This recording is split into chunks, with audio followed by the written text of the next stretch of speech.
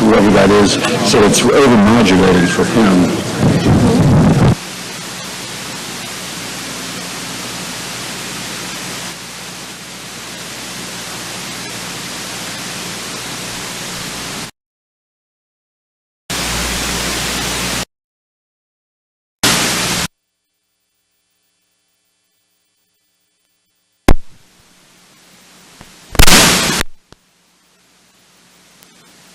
Testing, testing, 1, 2. Testing, testing, 1, 2. Testing, testing, 1, 2. Can you get a push to talk for me? Any push to talk? Microphone? No, there's none on that back row. Thank you. Testing, testing, 1, 2.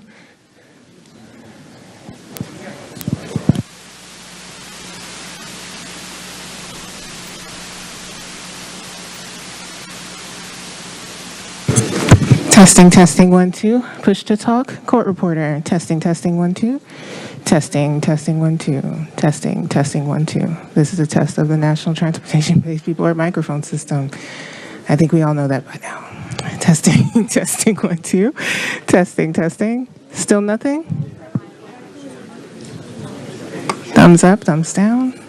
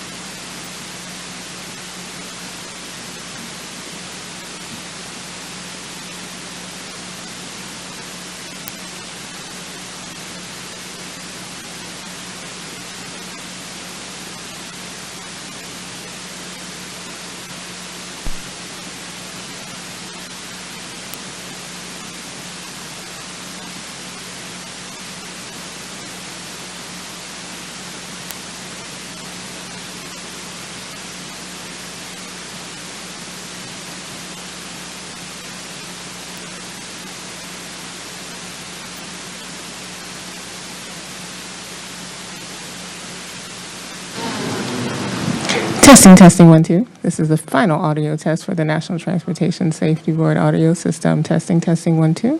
Testing, testing, 1, 2. This is the final test. The board looks clean. Testing, testing, 1, 2.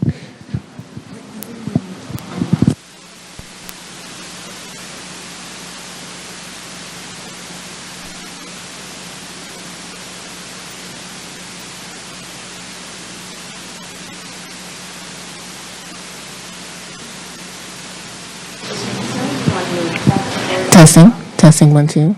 Oh, yeah, I see that. Testing, testing, 1, 2. This is a test of the National Transportation Safety Board microphone system. Testing, testing, 1, 2. Testing, testing, 1, 2.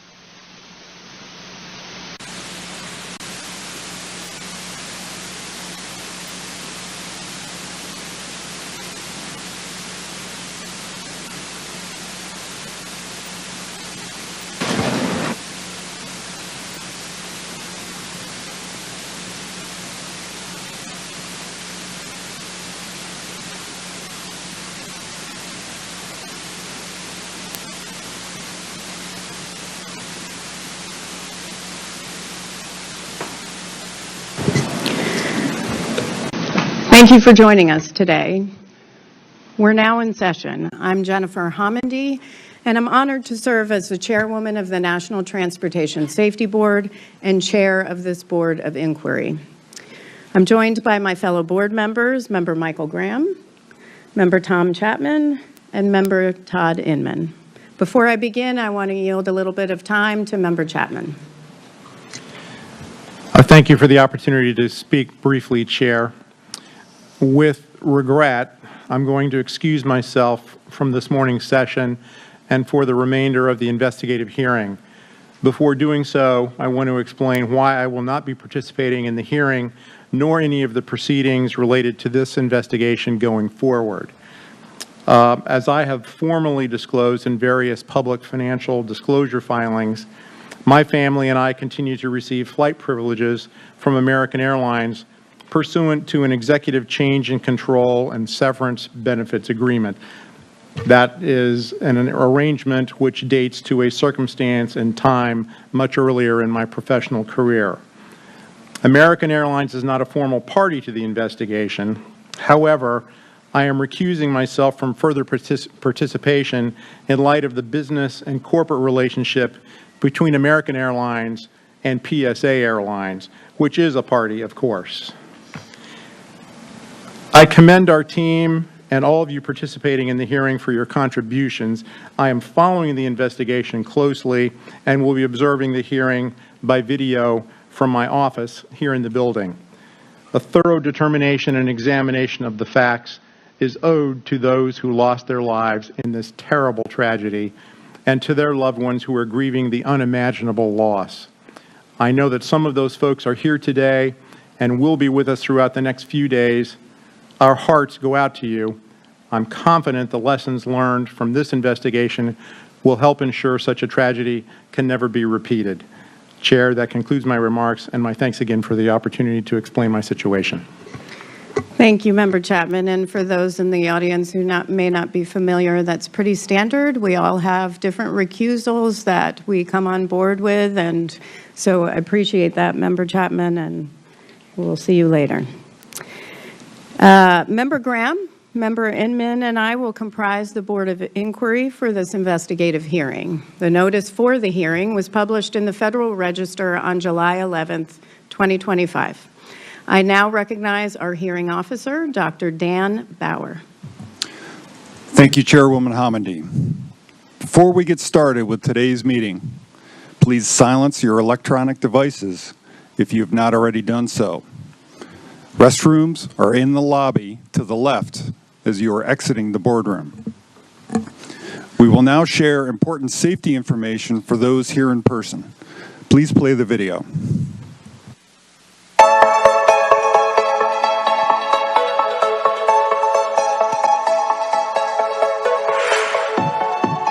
Hello and welcome to the NTSB boardroom.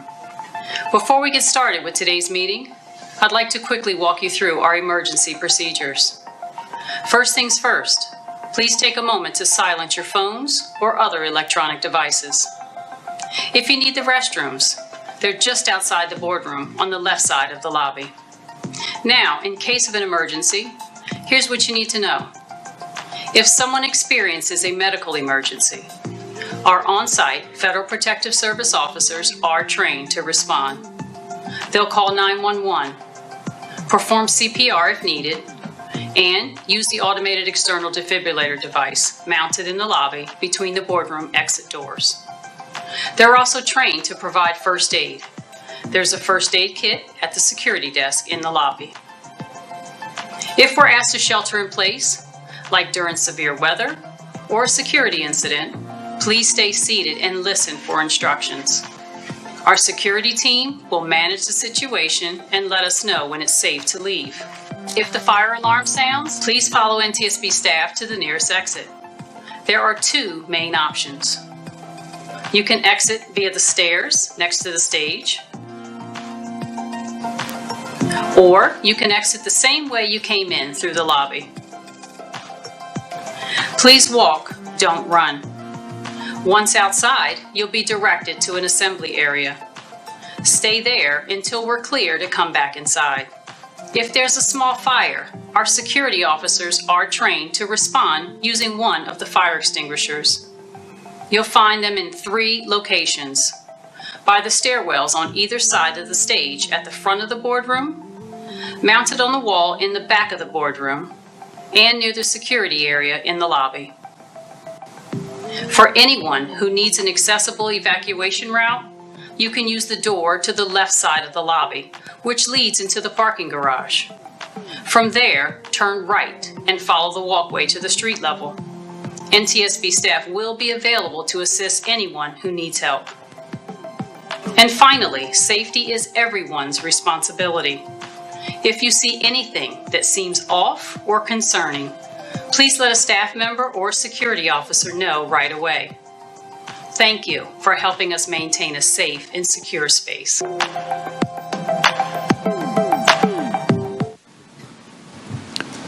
Chairwoman Hamidi, that concludes my remarks. Thank you very much, Dr. Bauer, and thank you to Sherry for that video. For those who may not be familiar with the National Transportation Safety Board, we're an independent federal agency that's charged by Congress with investigating every civil aviation accident in the United States and significant events in other modes of transportation.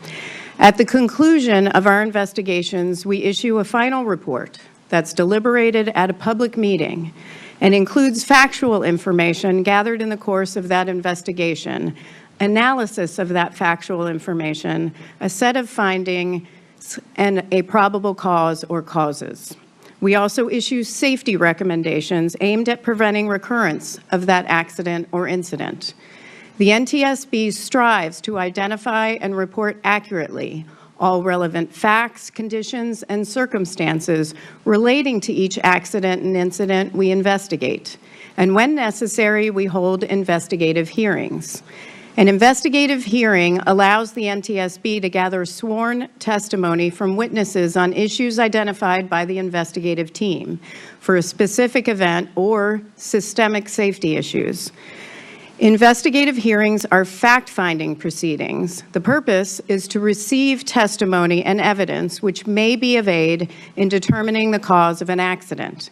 This hearing is a critical part of our ongoing investigation of the fatal mid-air collision involving a Sikorsky UH-60 Lima operated by the U.S. Army under the call sign PAT-25 and PSA Airlines Flight 5342, a CRJ700, that occurred over the Potomac River near Ronald Reagan Washington National Airport at about 8:48 p.m. Eastern Standard Time on January 29, 2025.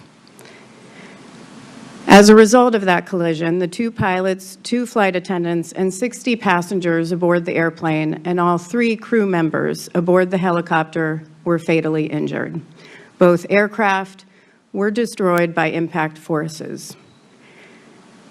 I'd like to take a moment to address the families who lost loved ones in this tragedy. On behalf of the entire agency, we are so sorry for your loss. We wish we would have met you in different circumstances, but please know that we are working diligently to make sure we know what occurred, how it occurred, and to prevent it from ever happening again.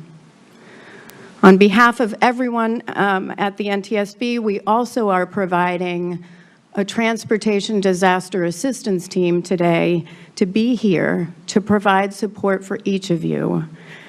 Can our colleagues from TDA stand? Just to make sure you know where they are in the audience. If you know and if you need anything, please don't hesitate to call upon them. I also want to thank the American Red Cross for being here. Volunteer mental health clinicians from the Red Cross will be here for the duration of this hearing to provide emotional support for anyone attending. Again, please know that your loved ones are why we fight so hard for safety. They are why we are meeting here today for this investigative hearing. Thank you. I do also want to commend each of you for your remarkable selflessness. In the wake of a tragedy, you have courageously spoken out and advocated for important reforms to save lives and improve aviation safety. I hope the information that we uncover during this hearing will support your efforts. Among those who perished on January 29th were 3 brave and highly respected soldiers who dedicated their lives to defending our nation. To their families, I say, you made their service possible. Alongside our condolences, please accept our enduring gratitude on behalf of a grateful nation. The contributions of military families like yours, through your love, your support, and your resilience, cannot be overstated. I'd also like to acknowledge and honor the many active duty service members and military veterans here today, as well as their families. Thank you for your unwavering commitment to our nation. Each of us is forever in your debt. I specifically want to thank Colonel Matthew Parker. He was our party representative for the Army, and I appreciate your support. Finally, I also want to thank the first responders on behalf of the board. Over 90 organizations responded to the scene of this tragedy to support search and recovery efforts and assist us in our investigative work. Law enforcement, fire officials, dive teams, federal, state, and local agencies. We don't often talk about it, but they're human too. And what they experience can also be quite difficult. So thank you all for your public service, your dedication, and your heart. I'd now like to introduce the NTSB staff. Next to Dan in the front row, we have Mr. Bryce Banning, who's our investigator in charge, or IIC, of this investigation. Mr. Chihoon Shin, aerospace engineer for helicopters. Ms. Marie Moeller, mechanical engineer for Vehicle Performance, Mr. Sean Payne, Branch Chief for Vehicle Recorders Division, and Mr. Michael Portman, Aerospace Engineer, Recorder Specialist. In the middle row, we have Mr. Brian Soper, Lead Aviation Accident Investigator, Air Traffic Control.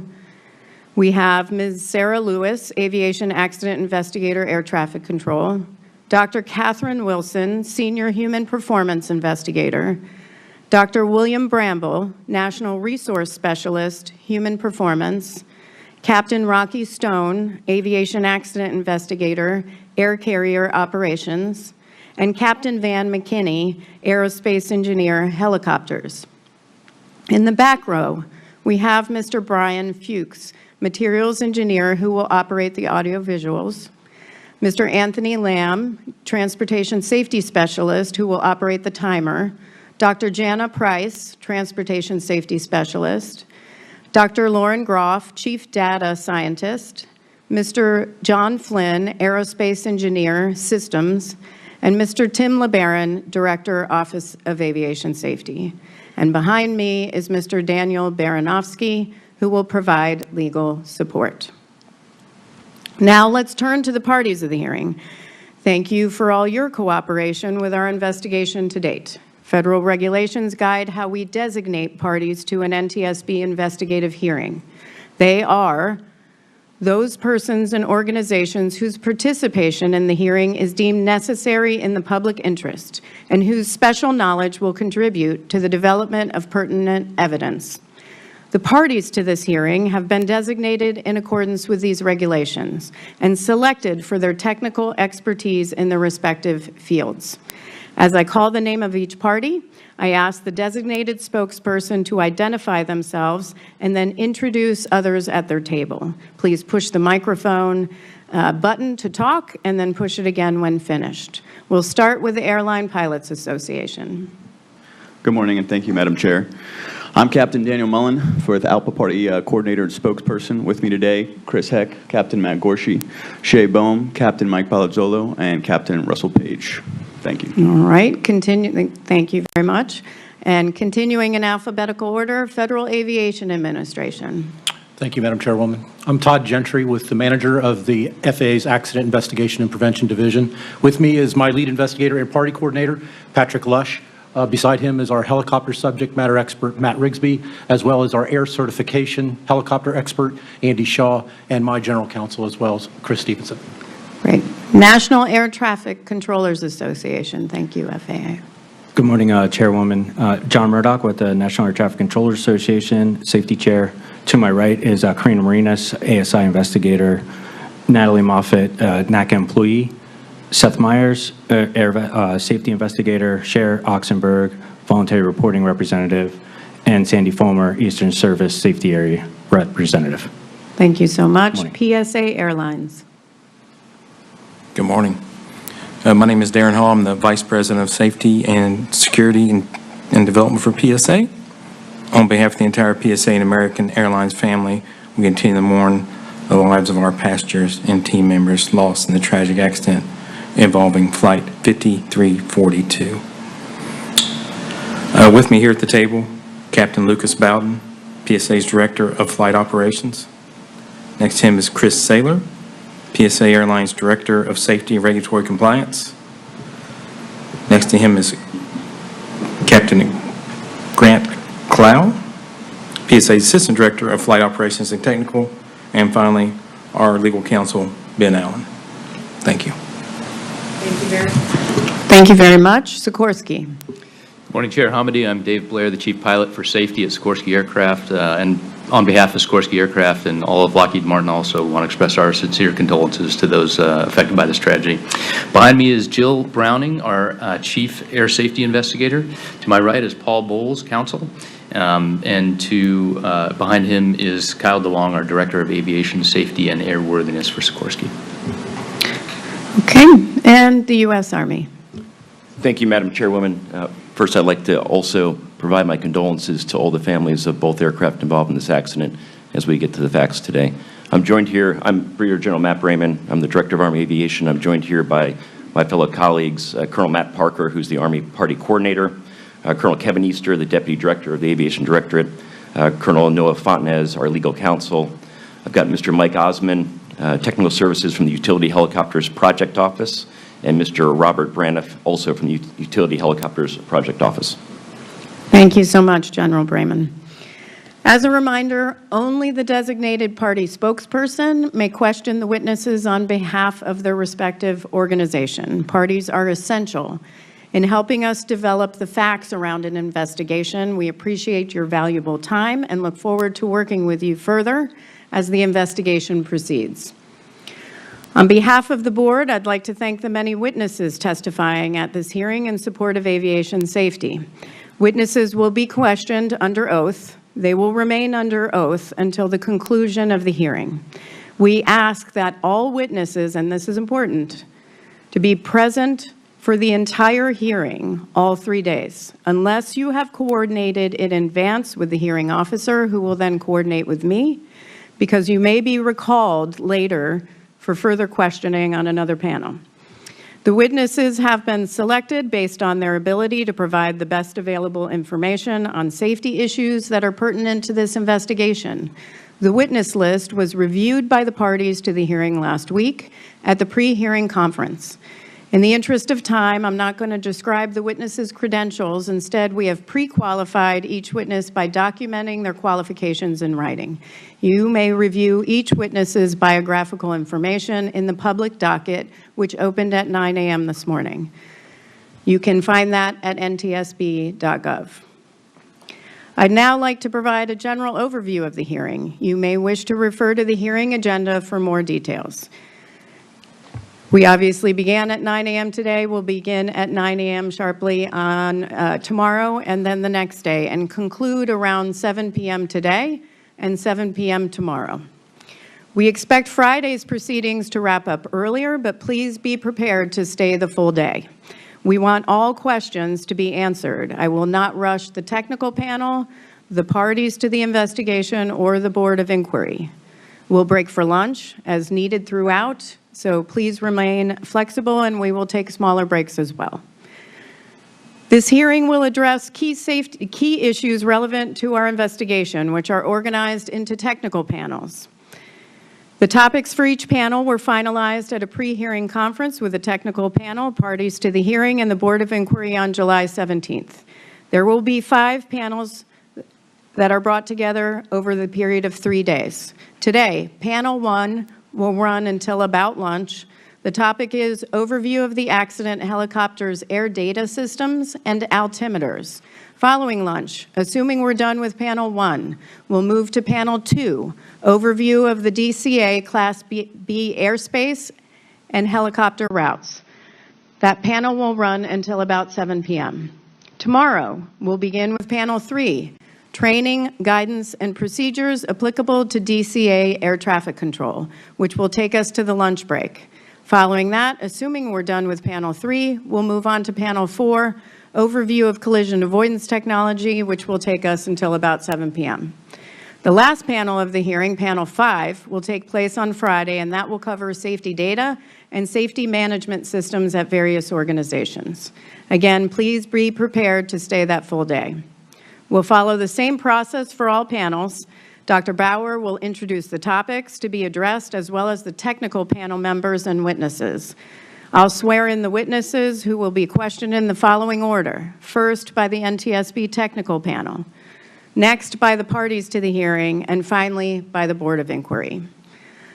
Parties will have designated time during each panel to question the witnesses. During party questions, I'll recognize each organization one by one, round-robin style. Each party will keep their questions to 5 minutes or less. We have a timer to help you stay on track. Given that there are 6 parties to the hearing, we should have time to accommodate 2 rounds of questions per party. That goes for all panels. I'll make all rulings on the admissibility of exhibits, appropriateness of questions, and pertinence of proffered testimony. If a party spokesperson objects to any question asked during the hearing or wishes to discuss the admissibility of an exhibit or the pertinence of proffered testimony, please raise your hand and wait to be recognized by me. A word about conduct. This is not an adversarial hearing. The board does not permit cross-examination of witnesses in the legal sense, nor do we permit questions related to fault, outside litigation, or legal liability in general. Such questions are not relevant to the fact-finding purposes of an investigative hearing conducted by the NTSB or our statutory mission. This does not mean difficult questions won't be asked. They will be, and they should be. This is an investigation. We are here to improve safety. That is our sole focus. So with that, Dr. Bauer, please describe the exhibits. Thank you, Chairwoman Homendy. Exhibits for this hearing include reports produced by NTSB investigative staff, videos, and other documents submitted by the technical panel members, witnesses, and parties to support the testimony and questions you will hear over the next 3 days. The exhibits for this hearing are in the docket. The docket number is SA-544. That's Sierra Alpha 544. The NTSB is authorized by statute to disclose information to carry out its mission, but we protect confidentiality and proprietary information to the extent possible. As such, the exhibits contain redactions. These are the results of negotiations between the parties and the NTSB regarding the disclosure of information claimed to be personally identifiable, security sensitive, or proprietary in nature. Though redacted, the exhibits contain sufficient information so that members of the public can refer to them during the hearing and throughout the NTSB investigation. The exhibits entered into the record in any presentations, along with other records of the investigation,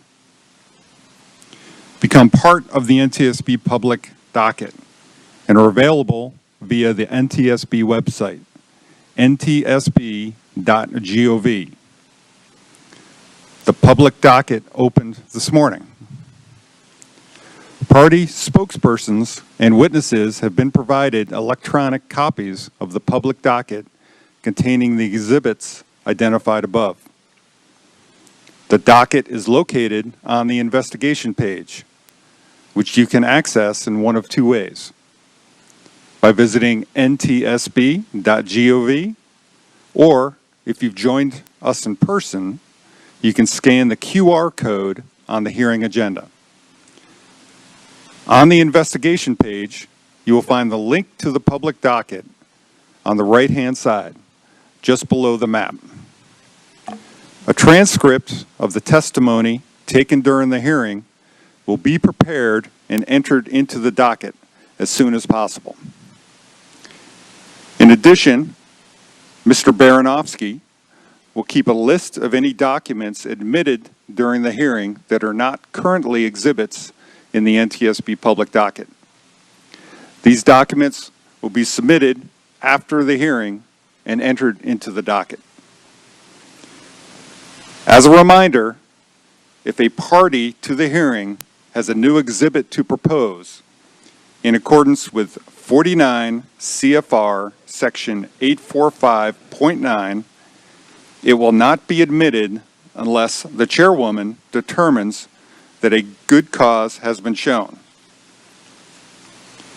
While parties do not participate in the analysis of evidence, parties can submit written comments for our consideration.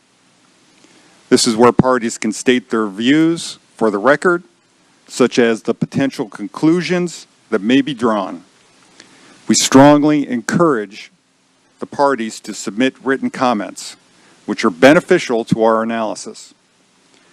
Our regulations provide two separate opportunities to do so. First, parties may submit comments on the hearing. Per 49 CFR section 845.13, following the investigative hearing, any party to the hearing may submit proposed findings to be drawn from the testimony and exhibits, a probable cause, and proposed safety recommendations designed to prevent future accidents or incidents. The proposals shall be submitted within the time specified by the investigative hearing officer at the close of the hearing and shall be made part of the public docket. Parties to the investigative hearing shall serve copies of their proposals on all other parties to the hearing. Such comments are due to me, the hearing officer, within 30 calendar days after the close of the hearing, by September 1, 2025. We ask that any submissions be sent to us electronically. The second opportunity to submit comments is through the traditional party submission process outlined in 49 CFR Section 831.14. Any party to the investigation may submit to the NTSB written proposed findings to be drawn from the evidence produced during the course of the investigation, a probable cause, and/or proposed safety recommendations designed to prevent future accidents. A due date for this submission will be provided by the investigator in charge at a later time. Parties may avail themselves of one, both, or neither of these opportunities. If you do send comments at any point, they will be included in the public docket. As mentioned, we will consider party comments during the analysis phase of the investigation and in the preparation of the final report. Chairwoman Hamady, that concludes my remarks. Thank you. And just to reiterate, those comments for the hearing due 30 days from the close of this hearing, September 1st, 2025, by September 1st. Thank you so much, Dr. Bauer, for going through that. And I'm now going to turn it over to Bryce Banning, our investigator in charge, to provide an overview of the accident. Morning, Chairwoman Hamady and members Inman and Graham. I'll begin my presentation with an animation. The animation is about 11 minutes long and will cover a summary of the event, depict the flight tracks of the accident aircraft, and show air traffic control communications as well as helicopter intercockpit communications. There will also be audio associated with the communications mentioned. The animation will conclude with an airport security video of the accident aircraft in flight and ends immediately when the collision occurs. Events after the collision are not represented in the video. We realize that some attendees and remote viewers may find this animation and security video difficult to view and hear. We would like to take a moment to allow those currently in the boardroom to leave for the duration of the video, or turn away from your screens if viewing remotely. We will inform you when the animation and video are finished playing.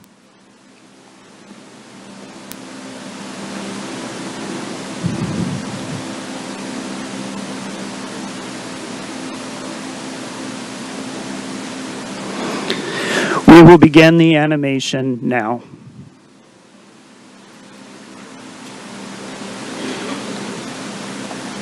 On January 29th, 2025, about 8:48 p.m. Eastern Standard Time, a Sikorsky UH-60 Lima helicopter operated by the United States Army and a PSA Airlines CRJ700 collided in flight approximately 1/2 mile southeast of Ronald Reagan Washington National Airport, or DCA. The two pilots, 2 flight attendants, and 60 passengers on board the airplane, and all 3 crew members on board the helicopter were fatally injured. The military helicopter flight originated from Davison Army Airfield, Fort Belvoir, Virginia. The flight was an annual evaluation for the pilot with the use of night vision goggles. The airplane was operated by PSA Airlines, doing business as American Airlines Flight 5342, a scheduled domestic passenger flight under Title 14 of the Code of Federal Regulations, Part 121, from Wichita, Kansas to Washington, D.C. Night visual meteorological conditions prevailed at the time of the accident. In the radio communications, the accident airplane was using call sign Blue Streak 5342, and the Army helicopter was using call sign Pat 25. The Federal Aviation Administration provides charts that specify helicopter routes to facilitate operations in high-traffic areas. The helicopter routes have no defined lateral boundaries, but they do have maximum altitude limits. The helicopter routes are depicted by a blue line on the Google Earth image. Helicopter Route 1's western section begins in Cabin John, Maryland, and follows the Potomac River southeast to Washington, D.C., through the Tidal Basin and the Washington Channel to Haines Point, and then turns east along the Anacostia River. At the time of the accident, Helicopter Route 4 intercepted Route 1 at Haines Point and continued south along the Potomac River's eastern shore past DCA and the Wilson Bridge. North of Chain Bridge, the maximum altitude is 1,300 feet. Between Chain Bridge and Key Bridge, the maximum altitude is 700 feet. Between Key Bridge and Memorial Bridge, the maximum altitude is 300 feet, and south of Memorial Bridge to the Wilson Bridge, the maximum altitude is 200 feet. At 8:33 p.m., 15 minutes before the collision, Pat 25 requested permission to travel from Cabin John along Helicopter Route 1 to Helicopter Route 4 to Davison Army Airfield. The DCA local controller approved the request. Pat 25 is looking for Cabin John, Route 1, Route 4 to Davison. Pat 25 approved. There was no communication between Pat 25 and the DCA local controller for 12 minutes. At 8:39 p.m., 9 minutes before the collision, Flight 5342 was cleared for the Mount Vernon Visual Runway 1 approach to DCA by Potomac Terminal Radar Approach Control. Select in-cockpit communications between the instructor and the pilot in Pat 25, primarily about altitude, will be shown on a black background in the animation. At 8:43 p.m., 5 minutes before the collision, Flight 5342 was handed off to the DCA Tower Local Controller. The local controller asked the crew of Flight 5342 if they could switch their approach from Runway 1 to Runway 33. Pushing 5342, Washington Tower, 1 star 32017, gust 25. Can you take runway 33? The crew accepted the change and they were cleared to land on runway 33.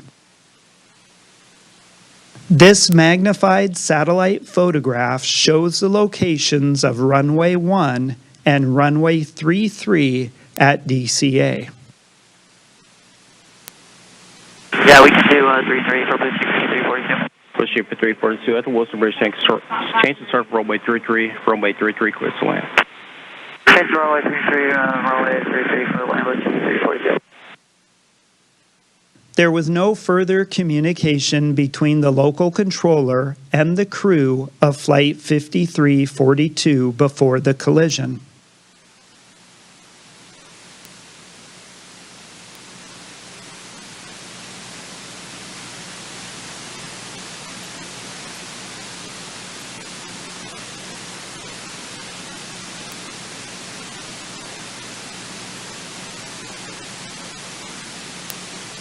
The following animation shows the positions and altitudes of the accident aircraft for the final 3 minutes before the collision.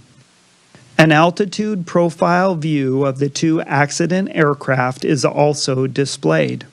Audio of the air traffic control communications will be played during the animation. The local controller was operating on 2 channels.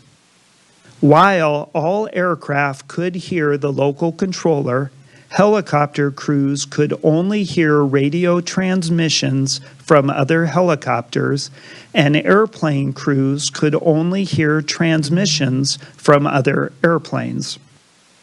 Only communications between the local controller and PAT 25 will be shown in text on the screen. The controller twice advised the crew of PAT 25 about the conflicting traffic on approach and circling to land for runway 33. Both times the crew of PAT 25 reported that they had the traffic in sight and requested to maintain visual separation. The controller approved the request both times. PAT 25, traffic just south of Wilson Bridge to CRJ at 1,200 feet, start from runway 33. Separation approved. American 1630 tower, runway 1, lot 4, traffic throughout, start from runway 33, this traffic on 6 mile final. Flight up runway 1, American 1630.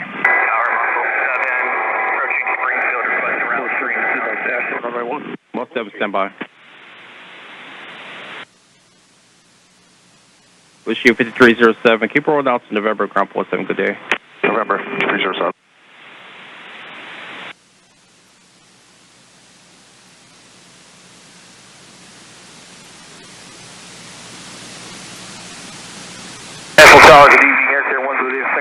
American 1630, wind star 32014, gust 25, traffic 2 mile left base, runway 33, no delay, runway 1 clear for immediate takeoff. Number 1, clear for takeoff, American 1630. Muscle 7, 0 request. Most 7, you say route 3 to zone 6. Muscle 7 approved.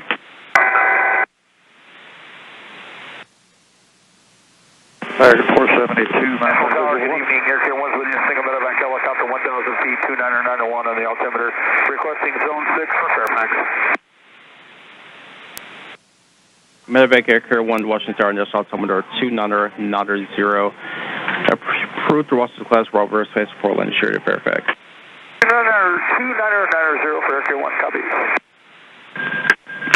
PAT 25, do you have the CRJ in sight? PAT 25, pass behind the CRJ. This club has a aircraft in sight, precision separation. Be separate.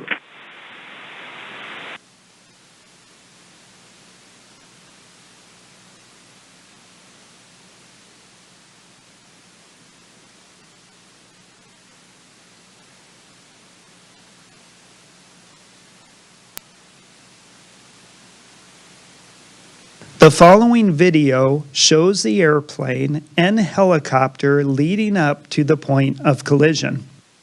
The video was recorded by a camera located near the approach end of runway 33 at DCA, oriented to the south.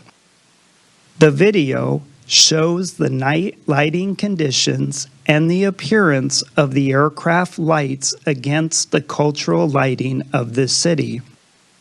Aircraft lined up on approach to DCA can be seen in the right corner of the screen. The flashing lights identify the touchdown zone of runway 33's landing threshold. Flight 5342 is visible in the upper left corner as it approaches runway 33. Pat 25 appears from the left side of the screen, moving to the right as the two aircraft cross flight paths. This concludes the animation. Thank you, Mr. Banning. We're going to turn to the first panel. So, Dr. Bauer, will you please provide an overview of the panel topics and introduce the technical panel and the witnesses? Chairwoman Hamady, the first panel is overview of the accident helicopters, air data systems, and altimeters. The panels will address helicopter static pressure and pressure altimeter systems, static system error and instrument error of the altimeter, total error effects on the accuracy of barometric altitude, military and civilian design requirements for helicopter air data systems and altimeters, design challenges for helicopter air data systems and altimeters, helicopter altimeter accuracy, standards, checks, and verification, and how accuracy of parametric data is verified and maintained for both civil and military flight data recorders.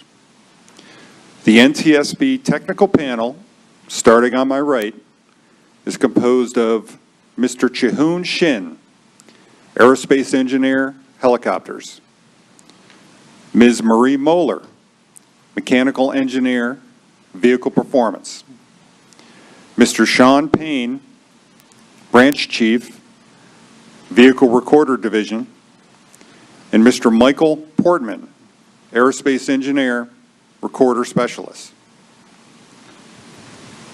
Witnesses for panel 1 are composed of the following individuals, starting from my left, nearest the board members. Mr. Dan Cooper, Senior Technical Fellow for Avionics, Systems Integration and Test with Sikorsky.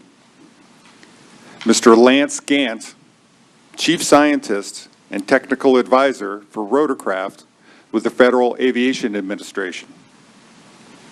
Chief Warrant Officer Colleen Lewis, Department of Evaluation and Standardization with the U.S. Army. Mr. Steve Bradham, Chief Airworthiness Engineer with the U.S. Army. And Mr. Scott Rosengren, the UH-60 Chief Engineer with the U.S. Army. Chairwoman Hamady, these witnesses have been pre-qualified and their respective experience and qualifications appear in the docket as exhibits. Thank you, Dr. Bauer. Will the witnesses please stand? Please raise your right hand and answer by saying, "I do." Do you swear or affirm that the testimony you will give in this hearing will be the truth? Thank you. You may be seated.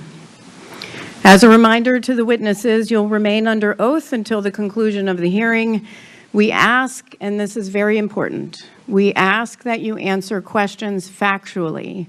Please avoid analysis or any speculation. If there's a question about the question, if it leads to speculation or you think it might, just direct the question to me and I'll make sure to clarify. Also, I'm going to ask our staff, we've already talked, but just a reminder, and then also the witnesses, please do not use acronyms. We all use it frequently, but there are a lot of people, both in the audience and watching virtually, who don't know what those acronyms mean. So we want to make sure that they can follow along. So please try. I know it'll happen, of course, but if we can try and do our best, I think that would be much appreciated. Finally, you have microphones ahead of you, so just push the microphone button to talk and push it again when you're finished. Thank you so much for being here, and I'll turn it over to Mr. Shin. Good morning. will begin panel 1 of this investigative hearing with a presentation from myself and Ms. Moeller. The purpose of this panel is to discuss the air data system and altimeters on the UH-60 Black Hawk helicopter. Investigators identified discrepancies related to the accident helicopter's altitude, leading to additional investigative work to determine the validity of the altitude information displayed to UH-60 pilots and the altitude data recorded by the helicopter's Flight Data Recorder, or FDR. To begin, it's important to start with some definitions of altitude, which is an aircraft's height above some reference point. In this image, there's an example of 2 different ways that altitude can be measured: above mean sea level and above ground level. We will discuss pressure altitude, which is then corrected to height above mean sea level, and radio altitude, which is measured by bouncing radio waves off a surface below the aircraft to determine its height above ground. A third type of altitude, GPS geometric altitude, will also be referenced. Generally, atmospheric pressure decreases with increased altitude. The air is thinner on top of Mount Everest compared to near sea level, such as Washington, D.C. The International Standard Atmosphere Model, or ISA model, defines an altitude for a baseline pressure of 29.92 inches of mercury at sea level. If you measure the static air pressure around an aircraft, it can be compared to the ISA model to determine how high the aircraft is. However, as you know from weather forecasts, atmospheric pressure can change, so a correction factor for local atmospheric conditions is needed to be applied to more accurately determine an aircraft's height above sea level. A barometric altimeter is essentially a barometer that measures static air pressure and displays an altitude in feet. The image on the right shows a UH-60 barometric altimeter. Local atmospheric conditions that necessitate a correction factor can be applied to the altimeter using a barometric adjustment knob. This local altimeter setting corrects the ambient pressure altitude to the helicopter's altitude above mean sea level. The barometric setting for the altimeter is shown on a 4-digit counter in the altimeter setting window, also known as the Colesman window. Local altimeter settings are broadcast on Automatic Terminal Information Service, or ATIS, and by Air Traffic Control, or ATC. Multiple cockpit instruments, including the barometric altimeter, measure static air pressure surrounding an aircraft as part of their function. Static ports supply static air pressure to these instruments via a series of tubes. Static ports can be located on the fuselage as shown in the yellow arrows in this image. Static ports can also be incorporated into a pitot tube, which is called a pitot-static probe. The UH-60 helicopter, as shown in the image on the right, has 2 pitot-static probes that are located on the left and right sides of the cockpit roof, immediately aft of the cockpit doors. The UH-60 helicopter has 2 independent static systems, identified as Static 1 and Static 2. Each pitot-static probe has 1 port for its pitot system, 2 ports for its Static 1 system, and 2 ports for its Static 2 system. The right pilot's barometric altimeter uses static air pressure from the Static 1 system, while the left pilot's barometric altimeter uses static air pressure from the Static 2 system. The simplified diagram on the right shows how the Static 1 system supplies static air pressure to the right pilot's barometric altimeter. An air data transducer also uses static air pressure supplied by the Static 1 system. Outputs from the air data transducer are used by multiple helicopter systems. One of these systems is the remote data concentrator, which receives uncorrected pressure altitude data and supplies that data to the Integrated Vehicle Health Monitoring System, or IVHMS, which includes the Helicopter Flight Data Recorder, or FDR. Next, Ms. Moeller will discuss the pressure altitude data from the Black Hawk's FDR that was analyzed for this investigation. With that explanation of pressure, altitude, and barometric altimeters, I'm now going to discuss the altitudes recorded by the accident helicopter. This plot shows the FDR recorded pressure altitude in blue for a portion of the flight. The blue dotted line is the pressure altitude corrected for the local altimeter setting. The red line is what we determined to be the actual height above sea level of the helicopter based on radio altitude and terrain, which will be discussed further in the next slide. The Army crew was trained to fly the helicopter routes around DCA using the barometric altimeter. The triangles show 3 pilot altitude callouts recorded on the CVR during this portion of flight. Altitude callouts showed a possible lower than actual altitude understanding by the crew. To explain how we determined the helicopter's actual height above sea level, I'm going to start by walking through the altitudes recorded by the accident airplane. The CRJ recorded 3 types of altitude measurements: pressure, radio, and geometric. As discussed at the beginning of the presentation, radio altitude is measured by bouncing radio waves off the terrain below an aircraft, and geometric altitude is determined by GPS satellite triangulation. These 3 types of altitude are shown in this plot as recorded. Like pressure altitude, radio and geometric altitudes must be corrected for local effects.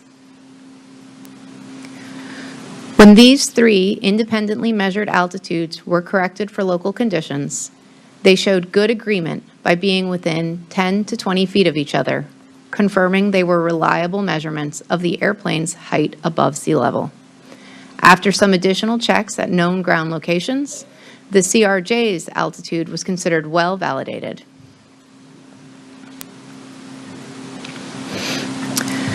This plot shows the CRJ's corrected pressure and radio altitudes as solid lines, and the Black Hawk's corrected pressure and radio altitudes as dotted lines for the end of the flight. The Black Hawk was not broadcasting to NTSB, so no geometric altitude was available for comparison. For the final 5 minutes of flight, the helicopter was flying over the tidal portion of the Potomac River, so the radio altitude would be equal to the height above sea level. Additionally, later testing of similar helicopters, which will be discussed next, showed good agreement between geometric and radio altitudes while over the river, adding an additional level of confidence to the radio altitude's accuracy. While the radio altitudes of the CRJ and the helicopter, which are shown as red lines, were within 10 feet at the approximate time of impact, the helicopter corrected pressure altitude was 100 feet lower than the CRJ's corrected pressure altitude.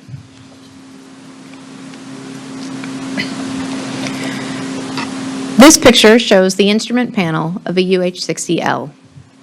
On the right side of the image, the radio altimeter is circled in red, and the barometric altimeter is circled in green.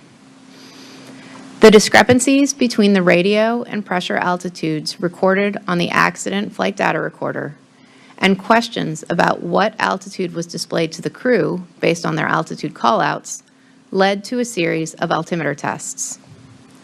3 UH-60L helicopters from the same battalion as the accident aircraft flew a formation flight where the right seat pilots wore cameras to record the instrument panel. After the flight, the data recorders for each helicopter were downloaded for comparison to the in-cockpit instrumentation videos. This led the lead helicopter was broadcasting to NTSB, so geometric altitude for that aircraft was also recorded.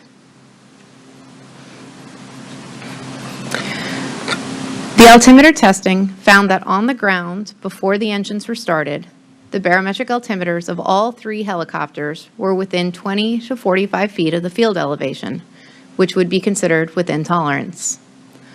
Once the main rotor was producing enough lift to hover, the barometric altimeter readings dropped significantly and were lower than the helicopter's actual on-the-ground elevation or hover altitude.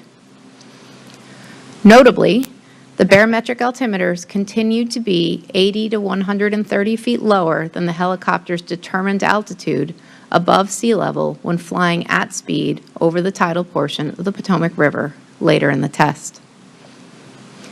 Additionally, the corrected pressure altitude recorded on the data recorders did not match the video captured barometric altimeter readings on the ground for any helicopter, but did show good agreement when flying over the Potomac for 2 of the helicopters. The results of the flight test led to on-ground tests of the pitot-static systems for each helicopter. For these checks, the pitot-static probes are connected to a test rig that simulates set altitudes by increasing or decreasing the pressure the probes see. The altimeters on 2 of the test helicopters performed well. On the 3rd helicopter, the altimeters still performed within or near the tolerance, but were less accurate. So, while the altimeters showed an 80 to 130-foot differences in flight, they were within 20 to 55 feet under a controlled test environment.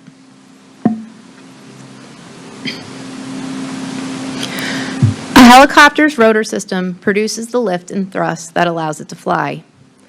The wind that you feel when you are near a helicopter taking off is the downwash produced by the rotor, which changes the air pressure around the fuselage of the helicopter, making it challenging to measure an accurate static pressure to determine altitude. The controlled environment of the pitot-static ground checks eliminated all rotor downwash effects, and those results also matched the flight test altimeter readings that were made before the engines were started. But once the helicopter rotors were turning and producing lift and thrust, the altimeter readings lowered significantly and stayed lower throughout the flights. In summary, we found discrepancies between the FDR pressure altitude and determined height above sea level for the accident helicopter. Subsequent testing showed discrepancies between the cockpit barometric altimeters and the determined height above sea level on 3 other UH-60Ls. The objective of this panel is to learn more about the design of pitot-static systems and the altimeters, the unique challenges in designing such systems for helicopters, and how the accuracy of these systems is determined and maintained. Another objective of this panel is to learn more about how parametric data, particularly from the air data systems, are validated for flight recorders. This concludes our presentation. Mr. Shin will now begin questioning.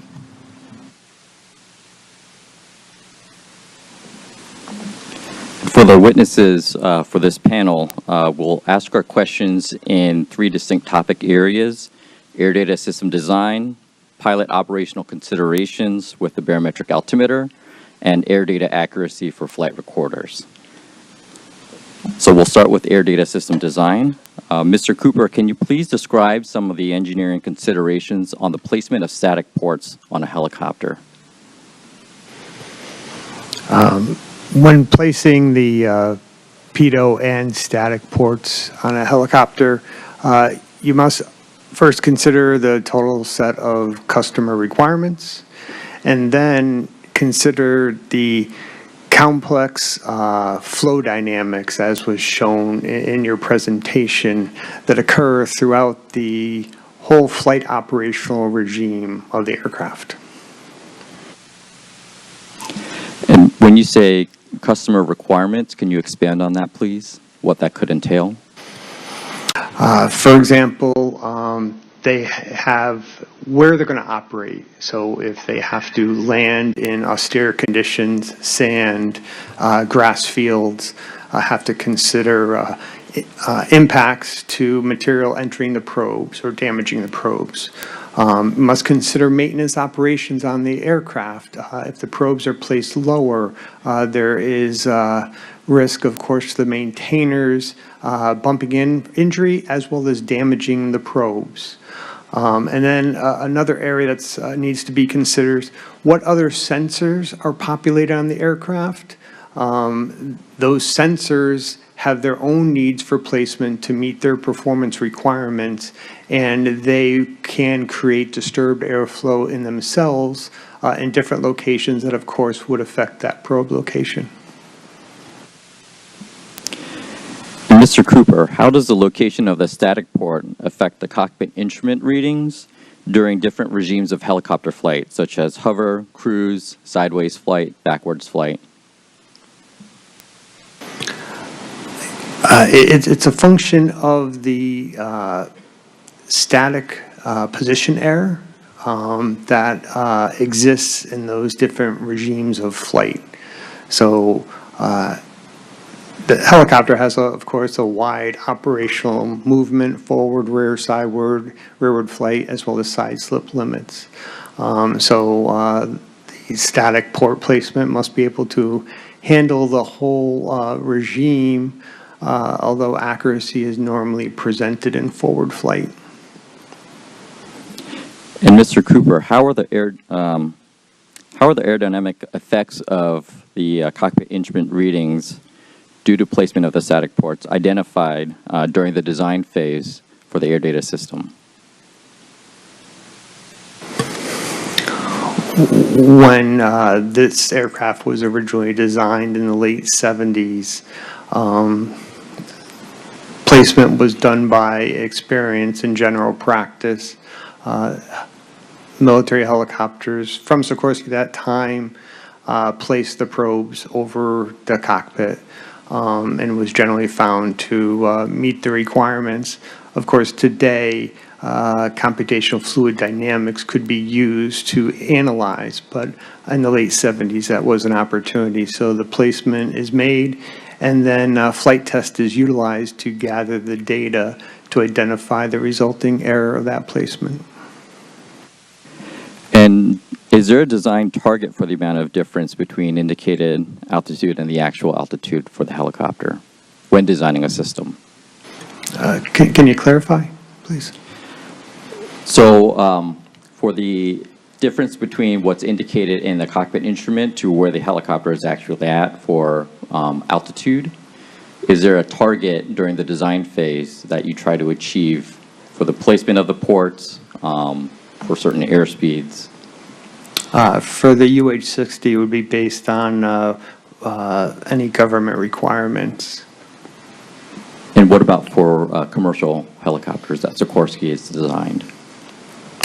Again, it depends on the category it's being certified. FAR 291325, provides guidance for static position error, as well as it provides wording that you must use a certified altimeter. Okay.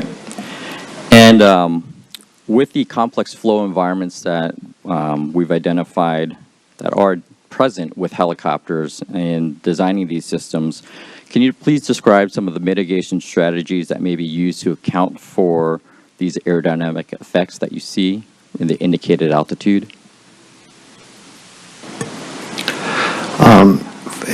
For the Black Hawk, at the time it was designed and with the government requirements that were provided, really probe geometry, placement, its installation angles is the primary tool. The UH-60 government requirements specified a specific altimeter to utilize. So that would not make the altimeter indication system an option to address any corrections. Present day, of course, with advanced equipment, air data computers give you more of an option. But again, 1970s, late 70s, that was not available, and the government requirements specifically called out the altimeter to be used, and it was provided as government furnished material property. And Mr. Bradham, how would the Army evaluate mitigation strategies developed by a manufacturer? Yeah, so typically in flight test, but if I could just back up for 1 second and just to clarify, so for a pedostatic system, we talk about instrument error, which is the actual calibration error in the physical altimeter itself, and that's what you're checking when you check on the ground without the rotors turning. And then you have what is called position error or installation error, which is the error caused by aerodynamic effects around the aircraft. And those are two independent errors with different standards. And I would say the standards that the Army used and the standards that the FAA uses for civil aircraft are very similar, and these issues are not unique to military aircraft. But your question is how would we evaluate that? And you do an airspeed calibration in flight test, and that airspeed calibration determines, for a given flight condition, determines the position error of the pedostatic system, and then we can mathematically convert that into altimeter error, and we can assess that against a standard. So for the Black Hawk, the position error, that standard was a mil spec called MIL-I 6115, which has a very similar, slightly more stringent standard than Part 29. And if a helicopter did not meet that military standard, would there be a required redesign, or would there be a correction factor that gets applied that pilots have to utilize? This question is to Mr. Bradham.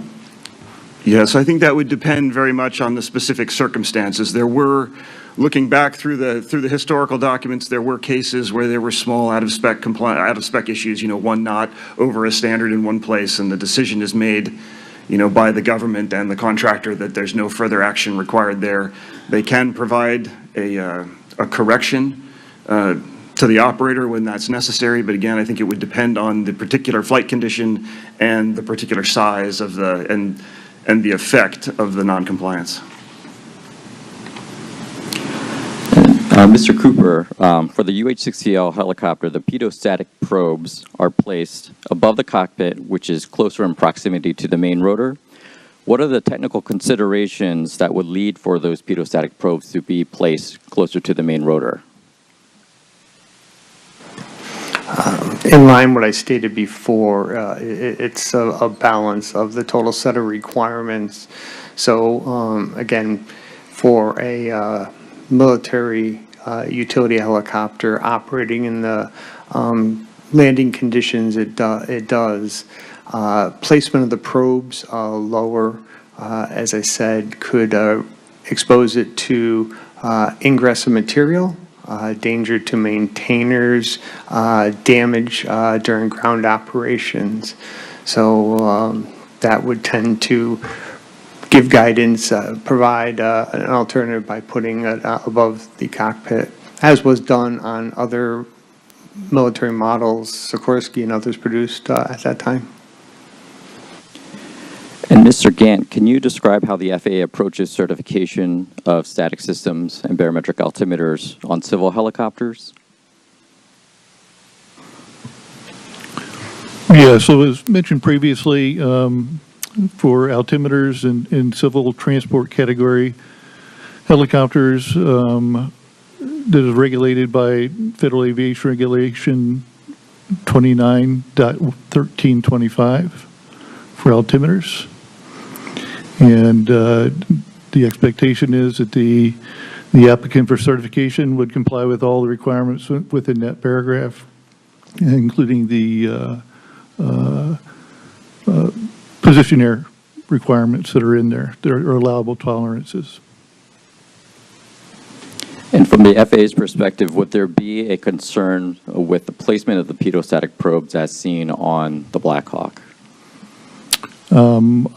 I don't have any opinion on that. I think there's different ways to design, just as you've shown in your presentation. Maybe typical today is more on static port locations on the fuselage, but there have been many instances where static ports are also co-located with the pedo systems. So again, it comes down with compliance to the requirements and not necessarily the the aspects of whether that's incorporated one way or the other. And Mr. Cooper, aside from customer requirements, what would be other technical considerations to select a pitot static probe versus a pitot probe with a separate static port that's on the fuselage? Again, I sorry to come back to it, but it is the total set of requirements. In that picture you showed for the fuselage placement, that was a Naval Hawk aircraft, a Sikorsky-produced Naval Hawk aircraft, but it does not have a requirement for a sliding cabin, or also known as the gunner's window. So that area would be covered when the gunner's window is in the open position, as it can be in flight. So that would take that location, that example you've shown. It comes down to available real estate, the dynamic conditions in that area.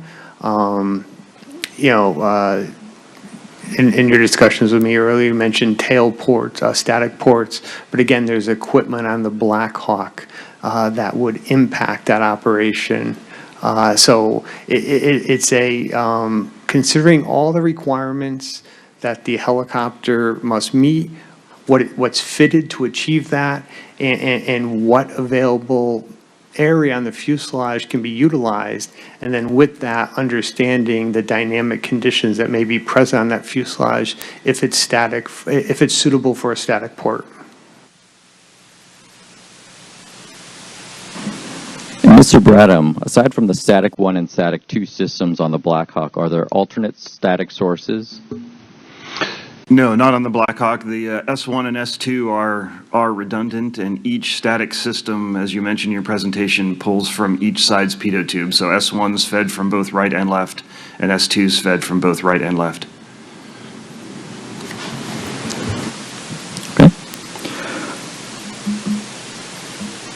Can you please, Mr. Cooper, this question's for you. Can you please describe the types of errors that can add up to ultimately affect the indicated altitude on the barometric altimeter?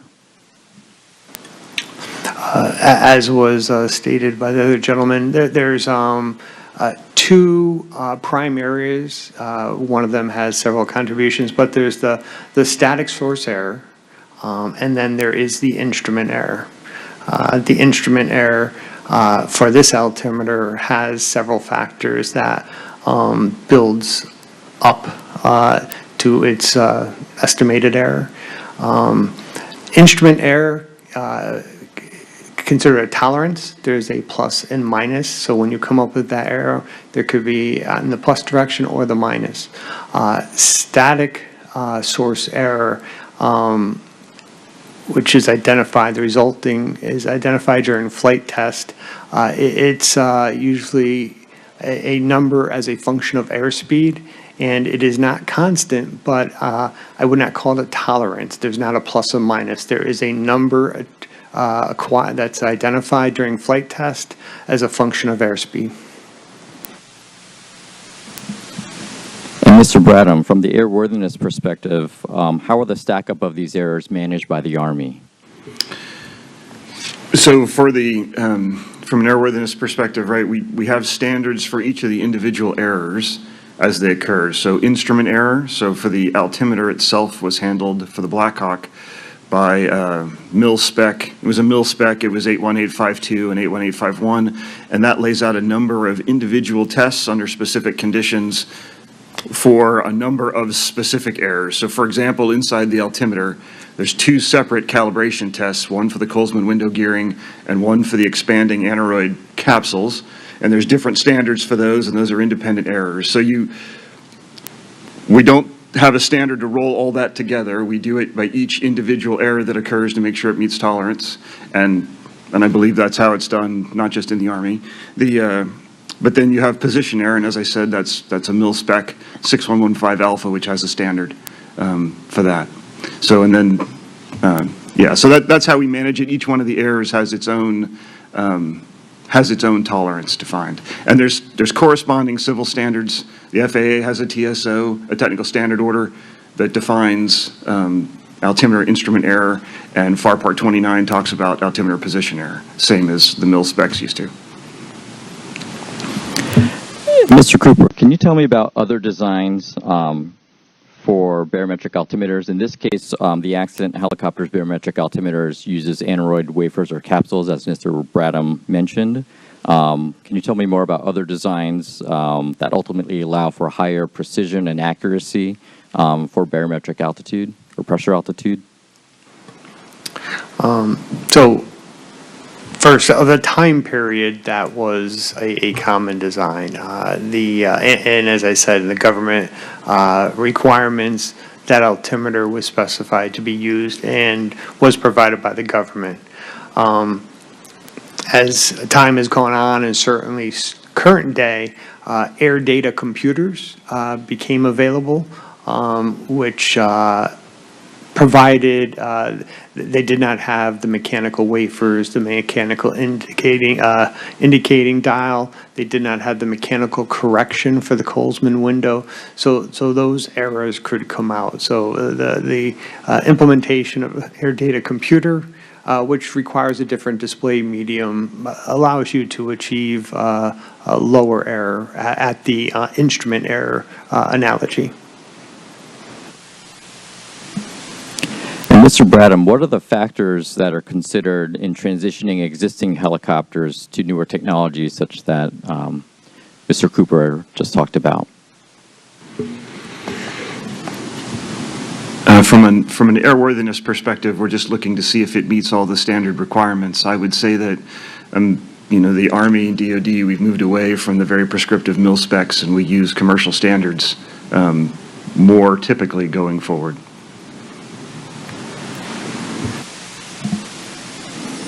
Mr. Gant, from the civil helicopter side, at what point do the design requirements warrant transition to newer technologies that we're talking about here with air data computers? Well, we don't prescribe when a new technology has to be introduced unless it's one that we think would improve safety to the extent that we would go through the whole process of rulemaking to make that technology available. Or a requirement, excuse me, in the federal regulations. And Mr. Gant, would changing operational requirements in the national airspace key into that decision of whether rulemaking is needed to require newer technologies? I would say it could factor into that.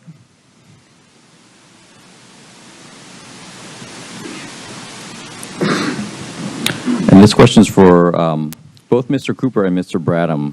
Aside from rotor wash considerations, what other challenges are there in designing an air data system that provides accurate indicated altitude to the pilots?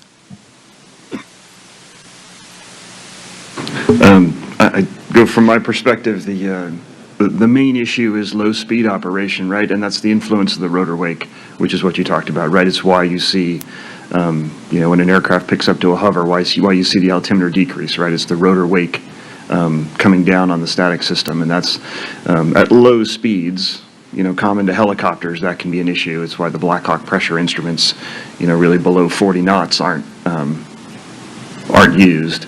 So I think that's the primary issue, but the configuration of the aircraft can affect the static position error. Yeah, for low speed, it is obviously the rotor wash, but at more forward speeds, that rotor wash is not impinging on the probe, so that is not a factor at the higher speeds. Certainly above 60 knots normally is where we don't see that effect. Again, depends on the install, but it is the configuration of the aircraft, what else is installed, either originally or as the model has been utilized, and certainly the customer has updated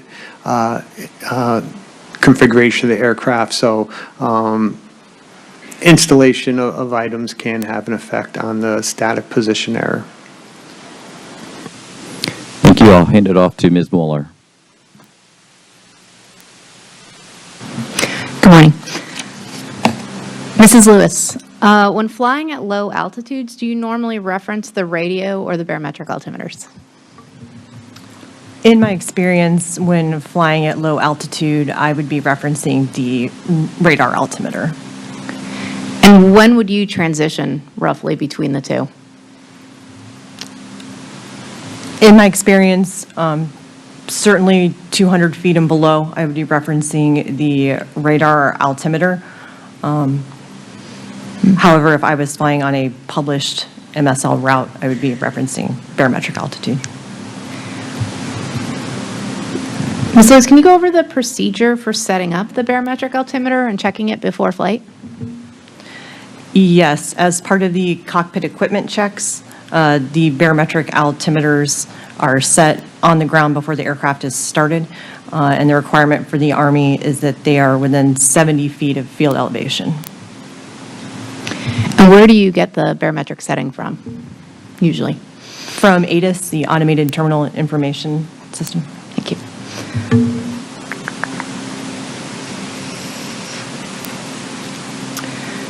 Mrs. Lewis, what reason might you flag your barometric altimeter as being inaccurate? Aside from the initial check on the ground, in my experience, the only reason I would have to question my altimeter would be if ATC were to call me and question what altitude I was flying at, if I was supposed to be flying at an assigned altitude or on a route at a particular altitude.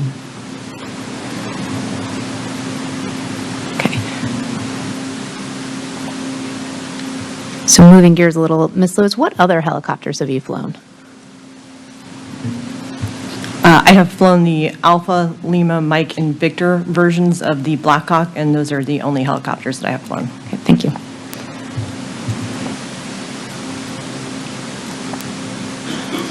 So on those other models, have you seen any differences between the Lima model and those helicopters for the barometric altimeter?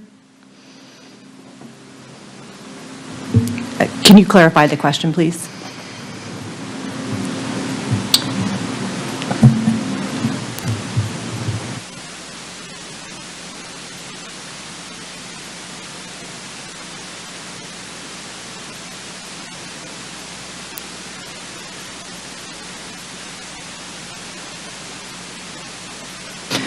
Okay, so when you're at hover in that flight regime, have you seen between like the Alpha to the Victor and the Limas different, like do they feel different? Like what is being displayed on the barometric altimeter? In my experience, I'm not referencing the barometric altimeter to hover. I would be glancing inside at the radar altimeter while at a hover. I would not be paying much attention to the barometric altimeter at a hover. Okay, thank you.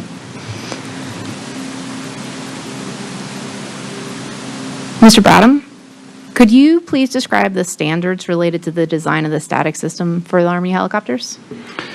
Yeah, absolutely. And I think it's important, of course, to point out again that the standards are very similar between military and civil, particularly the ones used for the Black Hawk. And so we'll talk about all the different kinds of error, right? So the standards, you have a standard for the instrument itself, which was the mil-spec 81851 and 81852, which have the same tolerance. And that has a number of different tests inside it, a number of dynamic tests for things like hysteresis and friction. But I think the main ones to focus on here are the two calibration tests. You have a scale error test, which is where you test the calibration of the capsules themselves. And then you have a barometric scale setting test where you test the calibration of the Colesman window gearing itself. So you have standards for each one of those, and those standards vary by temperature and they vary by altitude. So for example, in the scale test, the standard at sea level standard temperature is plus or minus 30 feet. But at 500 feet, that's plus or minus 35 feet. It changes. At extreme temperature, that can go to as far as 60 feet. And then the barometric scale setting is generally plus or minus 25 feet, but it too changes. And that's very similar to the FAA TSO, which is based on a Society of Automotive Engineers standard. And then you have the position error standard. As we talked about, that's for aerodynamic effects on the system, and that's In this case, that was from MIL I 6115, which is plus or minus 25 feet per 100 knots of airspeed. And that's very similar to Part 29, which is 30 feet per 100 knots of airspeed. And then I'll just mention it here, just that if you compare radar altimeter to baro altimeter, you have to keep in mind that radar is measuring true altitude, like if you put a tape measure out the aircraft to the ground. Pressure altitude is measuring a pressure altitude based on a temperature assumption, and so you have to correct for non-standard temperature as well. Thank you. Thank you. So, Mr. Cooper, what amount of difference between the barometric altimeter and the helicopter's actual height is expected for UH-60L?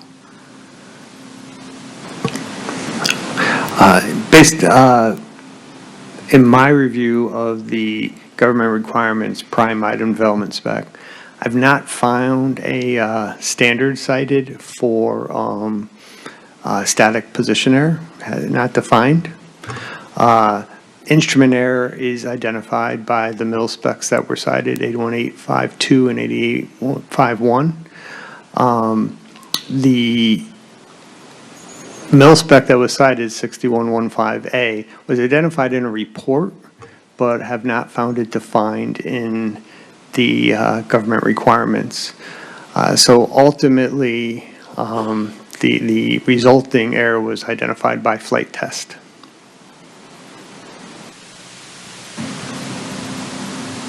So those identified by flight test, and we've kind of already talked about this a little bit, but the error changes at different regimes and different flight regimes. So yes, the flight test data is presented as altitude error as a function of airspeed. So it is not necessarily constant number. And as in the report for the UH-60 Alpha, which the configuration is the same for the Lima, it is changing for the clean configuration, so I can't give you a singular number. For the configuration, it's called high drag. It's when the external storage support system, also called ESSS, and we often, at least in Sikorsky, call it ESSS, so there's a lot of acronyms used there in case I say it again. That also has a different static source error curve. That one is more consistent, though, and is a nominal above, I believe, 40 knots is a nominal 50 foot. I'll have to check on the speed, but it is, as you stated before, as is the clean, higher in a hover, but in forward flight, it's a nominal 50 in that configuration. Thank you.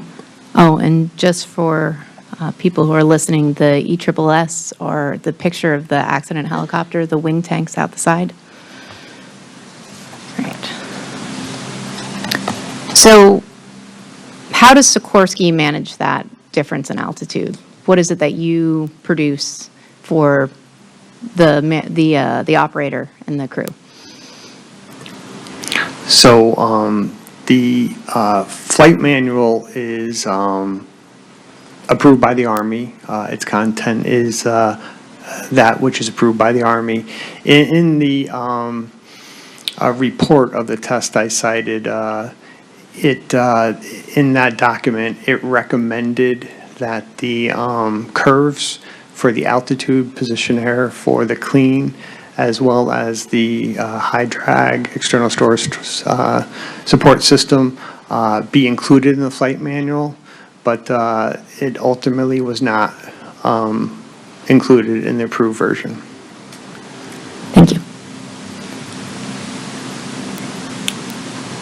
So, Mr. Bradham, Mr. Cooper was just saying about how the flight manual discusses the differences for the clean configuration helicopter, but it didn't make it into the Army flight manual, the differences for the ESSS system.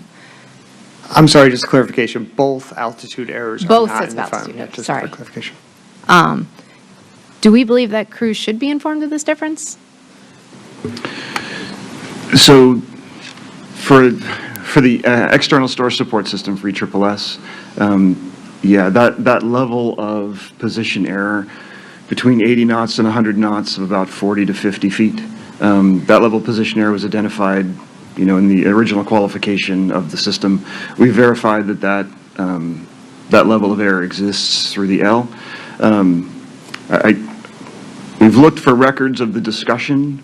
At the time, there would have been an operator's manual content review board, and we've looked for a record of the discussion about altitude. We've not found a record of a discussion about whether, you know, about a decision to include or exclude that information. I think it's important to put that information in context when you're thinking about what to provide to an aviator in particular error has no influence.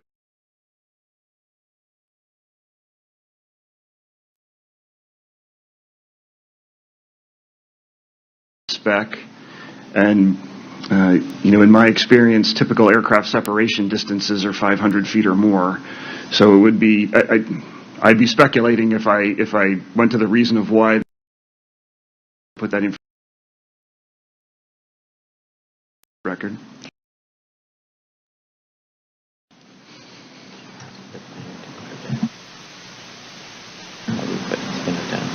Now that it's been identified, do you plan on including it? I would say we've been tasked by the program, the Airworthiness Authority has been tasked by the Program Office for Utility Helicopters to do the analysis, which we've done, and to provide a recommendation back, which is being done right now, which will then go to the PM Office for their consideration as to how to whether and how to incorporate it into the manual. Thank you. Thank you. Mr. Bradham, do you have the time frame for when that will be completed? No, I can't speak to the program office in terms of the timeline. We've been... Steve, or Mr. Bradham, I can speak to that. I'm the Division Chief of the Utility Helicopter Programs Office. I was the one who tasked Mr. Bradham's organization to take a look at this issue. So typically we have a 30-day turnaround on tasks for the organization. We're about week 2 of that. And that's about the time we found out about this issue. And so we should have something back this fall at the latest. And then we'd be happy to keep you appraised of that status. Thank you. And I also ask that you bring your mic closer to you. Thank you. Will do. All right, Ms. Lewis, during our investigation, we saw the 80 to 130-foot differences between the barometric altimeters and then the radio and the geometric altitudes.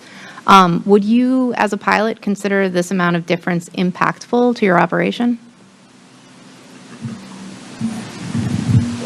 In my experience, a difference in 80 feet or so between the radar altitude and the barometric altitude would not be cause for alarm.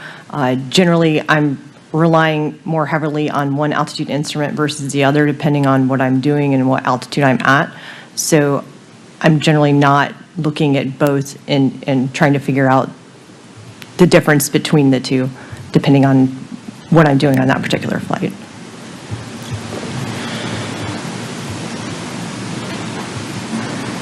All right, this is for Mr. Cooper, Bradham, and Rosengren, just to start. But during the ground testing of the 12th Battalion helicopters, 2 of the helicopters, the barometric altimeters were within 20 feet of tolerance. But once we were in forward flight, 100 with 100 knots of forward speed, the barometric altimeters showed errors of 80 to 130 feet. What types of errors do you believe could contribute to this 80 to 130 foot discrepancy?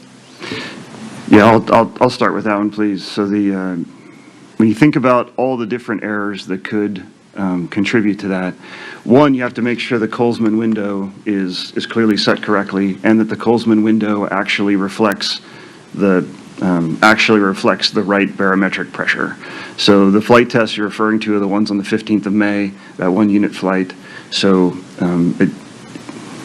backing up, it's important to point out that that's really an anecdotal event. It doesn't use the standard flight test methods that the military and the FAA would use in order to characterize a pedostatic system. So there's not an independent truth measurement of barometric pressure and some of the other things that we would use here. But But so in terms of the errors, one is the Colsman window. Then you have the instrument error, which is what you saw on the ground. All three of those aircraft were registering altimeter low on the ground, but within spec, right, for the instrument error. Then you have the position error. So two of the aircraft were clean, and one of the aircraft was ESSS. So the clean aircraft at 100 knots, you're looking at about roughly 7 feet altimeter low and position error. For the ESSS aircraft, about 50 feet position altimeter low for position error. And then you also have to correct for non-standard temperature because you're trying to compare radar altimeter to barometric altimeter. And so that wasn't a factor for the accident aircraft because the conditions were close to standard and you were low altitude. But on the 15th of May, those flights, you were flying at about 1,000 feet and about 9 degrees hotter than standard based on the aircraft OAT. That's about 36 feet altimeter low. So the combination of those factors, the instrument error, the position error, and a temperature correction, which all happen to be in the same direction, doesn't always happen that way, but in this particular case did, that if you carry that for the three aircraft, those errors ends up bringing you to relatively good agreement between rat out and bear out, if you compare them that way.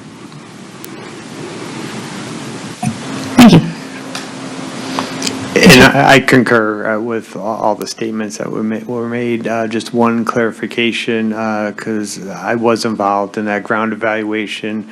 One of the aircraft, the right altimeter, did fall outside the Army maintenance manual check limit, so that was out of spec, and in fact, its vibrator was inoperative, so that right altimeter data would be in question for that aircraft. Thank you. Mr. Rosengren, do you have anything to add? No, I just, the only comment I have there is whenever Mr. Bradham and I kind of went through the data, pursuant to some of the questions I think we'll have later, I was properly educated and pleasantly surprised. We was able to get to doing the air stack ups within 1 foot of the differences, and so we'd be happy to provide that data to you in writing later. We would definitely appreciate that. Thank you. Yes, ma'am.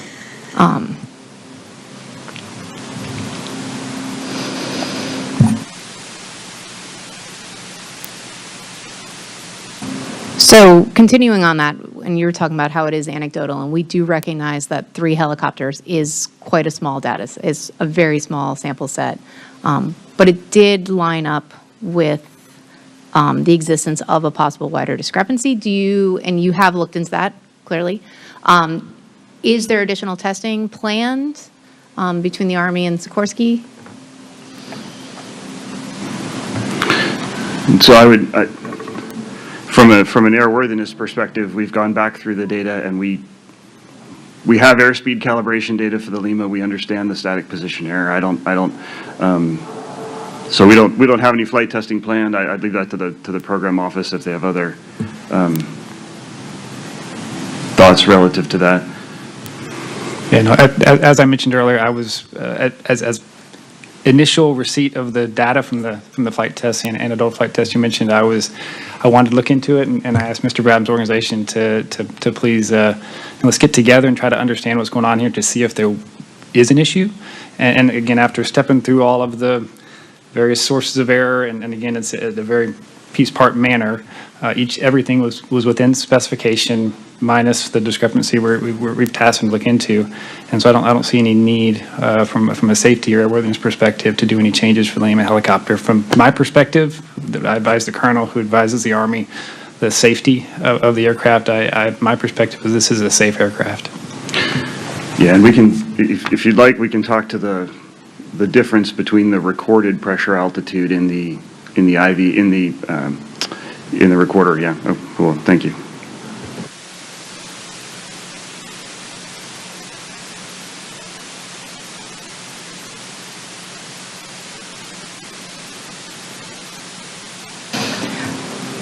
So this conversation makes me conclude that this feels like this is an inherent limitation of a barometric altimeter. That based on all the information we've worked together and along with our Sikorsky friends, I believe this is the expected errors in an altimeter system. So when we provide that data to an aircrew, there should be an expectation as I believe they're trained to have that expectation, plus minus 100 feet or so. Thank you very much. This is the end of my line of questioning, and Mr. Payne will begin next. Get my microphone positioned here. Hello.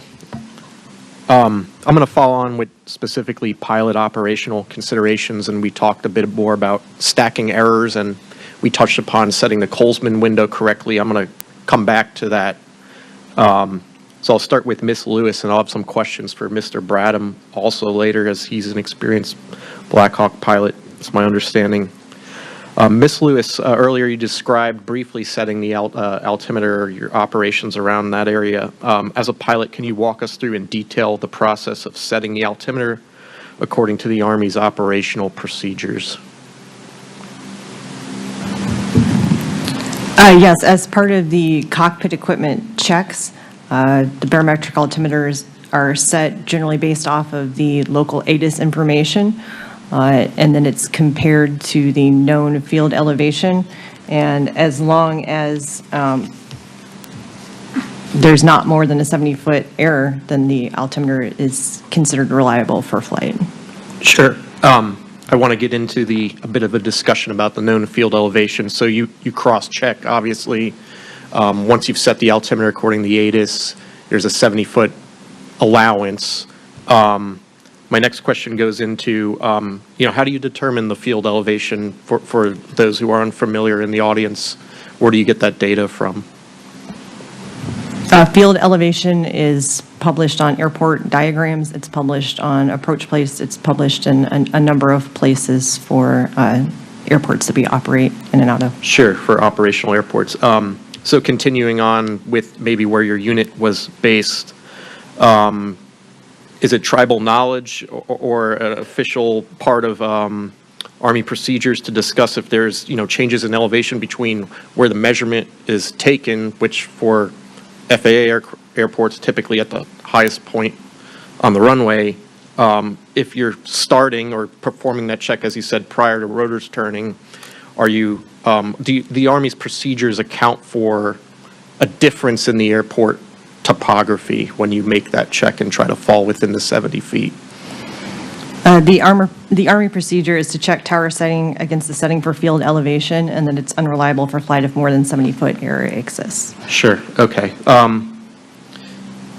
Can you recall a circumstance where the published field elevation varied significantly from where you initiated the checklist procedure in your career? As part of the checklist procedure, we don't attempt to determine if the elevation is different based on where the aircraft is parked. We base it off of the field elevation. Okay. I'm just going to we talked about field elevation being published at FAA or, some kind of, whether in another country, there's published data available. What if you're at a remote or unfamiliar airfield, you're operating there? Is there another resource you might use other than published chart, or would you rely on the topography of the chart itself in that situation? I would rely on the known field elevation if there was one for where I was landing and taking off from. And in my experience, I would have generally departed from somewhere where I had an altimeter setting. And if I did not know what the field elevation was or was unable to determine it, I would maintain that altimeter setting until I was back in location to receive an updated altimeter setting. Okay, noted. Yeah, I'm just trying to approach the situation from as many angles as possible. When you're flying in the national airspace system versus flying on deployment outside of the national airspace system, for example, do these procedures change at all, or there's more emphasis done in the NAS versus on deployment, or does it remain the same? There's no difference in how we approach setting altimeters when we're operating in the national airspace system versus on a deployment. Okay, thank you. I'm going to incorporate Mr. Bradham into this line of questioning as well, so I just want to totally lean on Mrs. Lewis. So Mr. Bradham, during flight, how would a pilot determine the barometric altimeter is erroneous and unreliable? Yeah, so in my experience, the only time we've done that in flight right on the ground check, if you had a significant difference, between the right and the left side in the ground check before you took off. And I want to point out that ground check exists. The FAA uses that same, in the Airman Information Manual, uses a similar check with plus or minus 75 feet. But yes, and in flight again, if there was a significant disparity between the right and left side while you were flying, and I mean a significant disparity, more than 70, 80 feet, right? You would make note of that and come back. But if ATC contacted the aircraft and said, "Hey, you're not at your right altitude," and we were, according to our instruments, that then would be cause for concern. But otherwise, and in my experience, I'm trying to recall if that's ever happened to me where I've had a barometric altimeter problem like that, and I don't recall one. Okay. Yeah, Ms. Lewis, you previously mentioned being queried by ATC. Have you ever experienced that in your career or thought to a situation where you might want to question whether or not the left and right side altimeters were comparable? I have not had an experience in my career flying the Black Hawk where the barometric altimeter, if it passed the checks on the ground, was unreliable. Okay, thank you.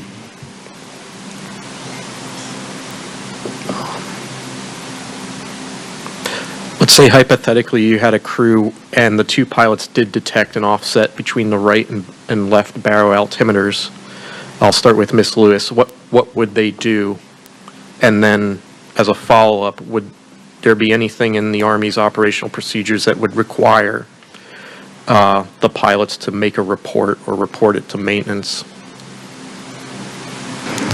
If there was a discrepancy between the left and the right pilot's altimeter, are you asking which altimeter we would use? Well, no, not which you would use, but you've detected this discrepancy. It's more than 70 feet. Is there a requirement to report that then to maintenance, your command, make a note of it somewhere? Yes, if there was a greater than 70-foot difference, that aircraft would not be flown. It would be placed on a grounding red X condition and be taken out of service until the altitude discrepancy was addressed. Okay.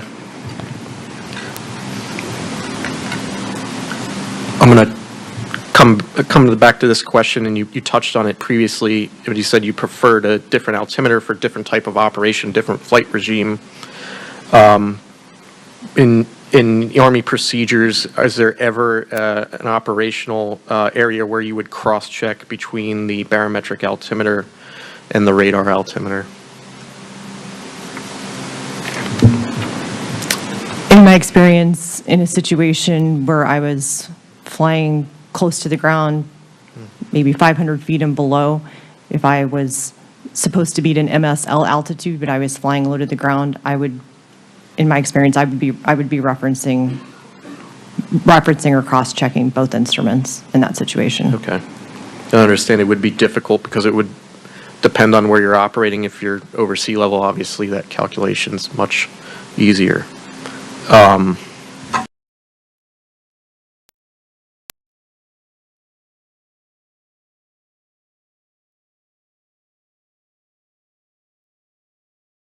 Getting more into a bit of an acuity discussion, so it's discussed in our internal investigation. If you're flying in visual conditions during the day, what would the altitude visually that the pilot could recognize, would 100 feet difference be something that pilots are trained to know visually without reference to any instruments versus maybe 1,000 feet? Mr. Bradham or Ms. Lewis can take that. Yeah, I'll give my experience. Yeah. And when you're very low to the ground, that's true, right? To be able to tell the difference between 100 feet and 200 feet, I would say yes. But at a much higher altitude than the difference between 4,000 feet and 4,100 feet, no. Right. Yeah, exactly. If you're at higher altitude, also you can maybe tell the difference of thousands versus lower. Let's see. Would this change at night? if you were, low-level flight, you'd say, I can tell the difference between 100 and 200 feet at night. Would you expect that calculation to be the same? I'll ask Ms. Lewis. It's always more difficult to determine your altitude when flying at night, but I agree with what Mr. Bradham said, that if you're very low level, 200 feet and below, it's a little bit easier to determine, but even at 1,000 feet, 100 feet of difference is not something that in my experience, that I'd be able to accurately determine. Sure, and then a quick follow-up there. If you're wearing night vision goggles, I guess, can you expand on the possibility of doing that under NVG at low level? NVG's low level, if I have, it would help if there were known obstacles that I knew the height of as I was flying in the area out to the left and right of the aircraft. It really depends on what environment I'm flying in, what obstacles are there, buildings. It would really just depend on where you were flying out, how easy it was to determine a difference in 100 feet of altitude when looking outside the aircraft. Okay. Yeah. Can I intercede real quick? Yeah, go ahead. Just to follow up on Mr. Payne's question, for both Mrs. Lewis and Mr. Bradham, if you were flying in day visual conditions, could you notice a difference between flying at 200 feet versus 300 feet?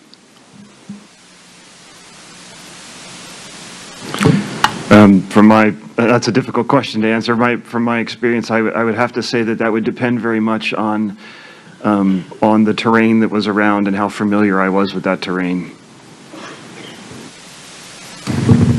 I would agree with that statement. It would depend on where I was flying, and as I mentioned previously, if I knew the height of some of the obstacles or perhaps building or terrain in the area.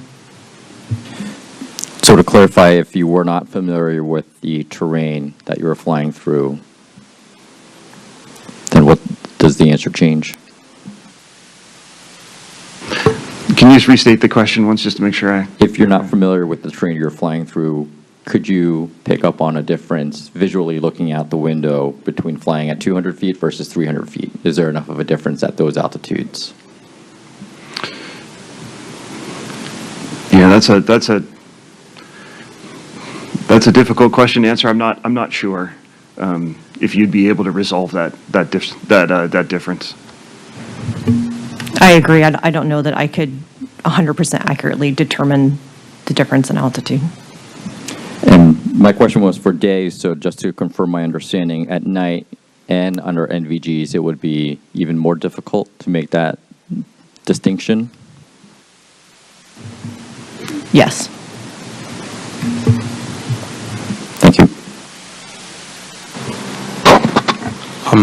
That was my kind of operations related section. I'm going to shift gears slightly for my last few to Mr. Cooper, discussing some differences between the Mike and Lima model. So, Mr. Cooper, please describe the pedostatic system design on the Mike model.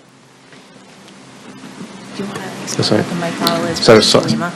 Sorry, for the audience, the Mike model would be a newer version of the helicopter. If you want to just expand on that rather than me explain the different, why don't we just talk about the differences as well? Again, it has its own set of requirements, to their vehicle, different engines, different, more capable rotor blades. So, but from an air data system, it utilizes the same pedostatic probes in the same location as the Lima.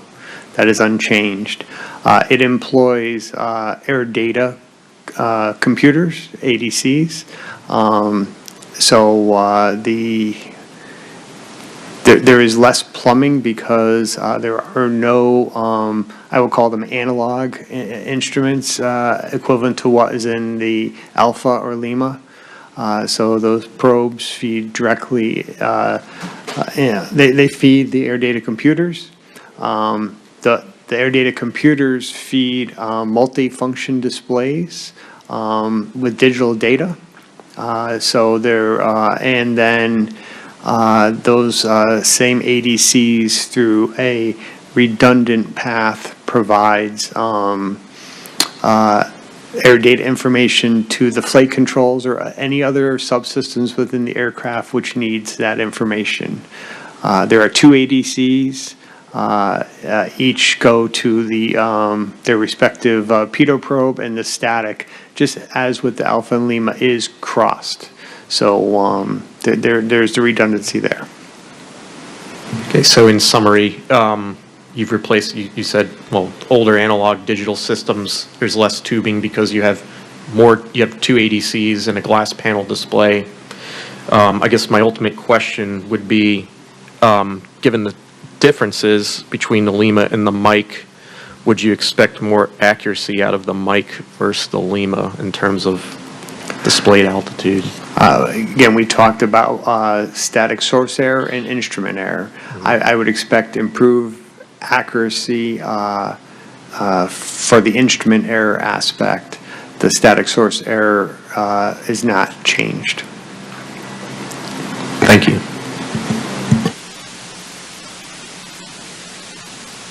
I'm going to pass the microphone over to Michael Portman, aerospace engineer from the Flight Recorders Lab. He's going to discuss air data accuracy for flight recorders. Thank you very much. All right, good morning. So yes, as Mr. Payne mentioned, I'm going to start my questions with some design requirement questions for flight recorders. So I'll start with Mr. Gant on the civil side. What requirements exist for flight recorders in civil helicopters? So for flight data recorders, there's a requirement in Part 91, which are the general operating rules, that if you are operating a multi-engine turbine-powered helicopter with a seating or passenger capacity of 10 or more, you must have a flight data recorder that records the parameters that are contained in an appendix. I think it's Appendix E, but of Part 91 that lists all the parameters as well as the accuracy requirements for those parameters. Okay, and that was for Part 91. Are there equivalents in other operating parts as well? Yeah, Part 135 has a very similar requirement for, again, multi-engine turbine air-powered helicopters with 10 or more passenger seating capacity. There's another break if you have a helicopter that carries 20 or more. There's a different FDR requirement, but still one. Okay. Can you expand for a moment on, you mentioned that included in these appendices, there's also standards for accuracy of the data. Can you expand on that a little bit, specifically if you know anything about the altitude data?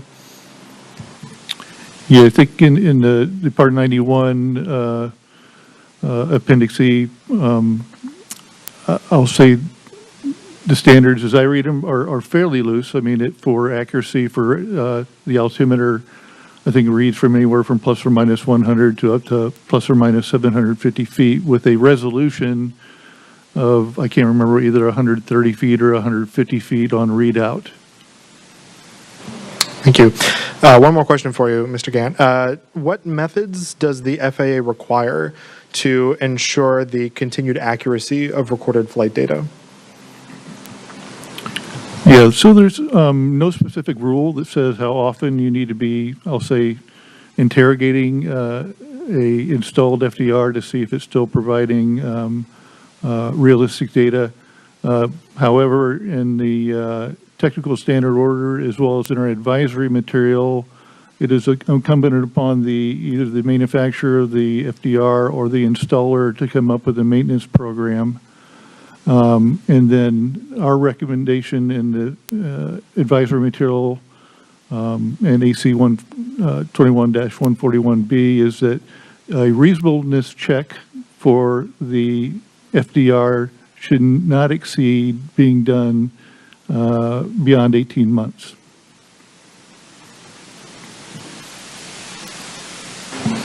Okay, thank you very much. Turning to Mr. Rosengren.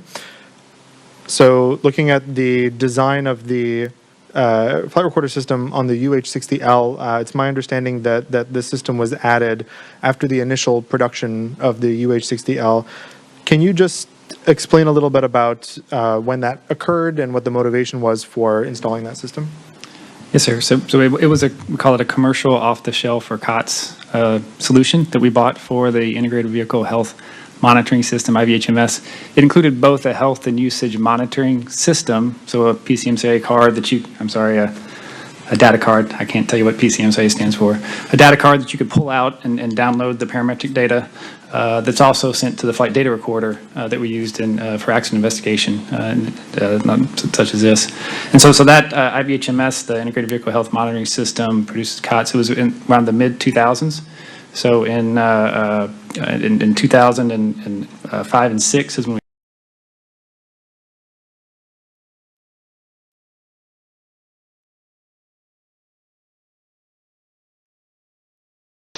we consulted with who we purchased this.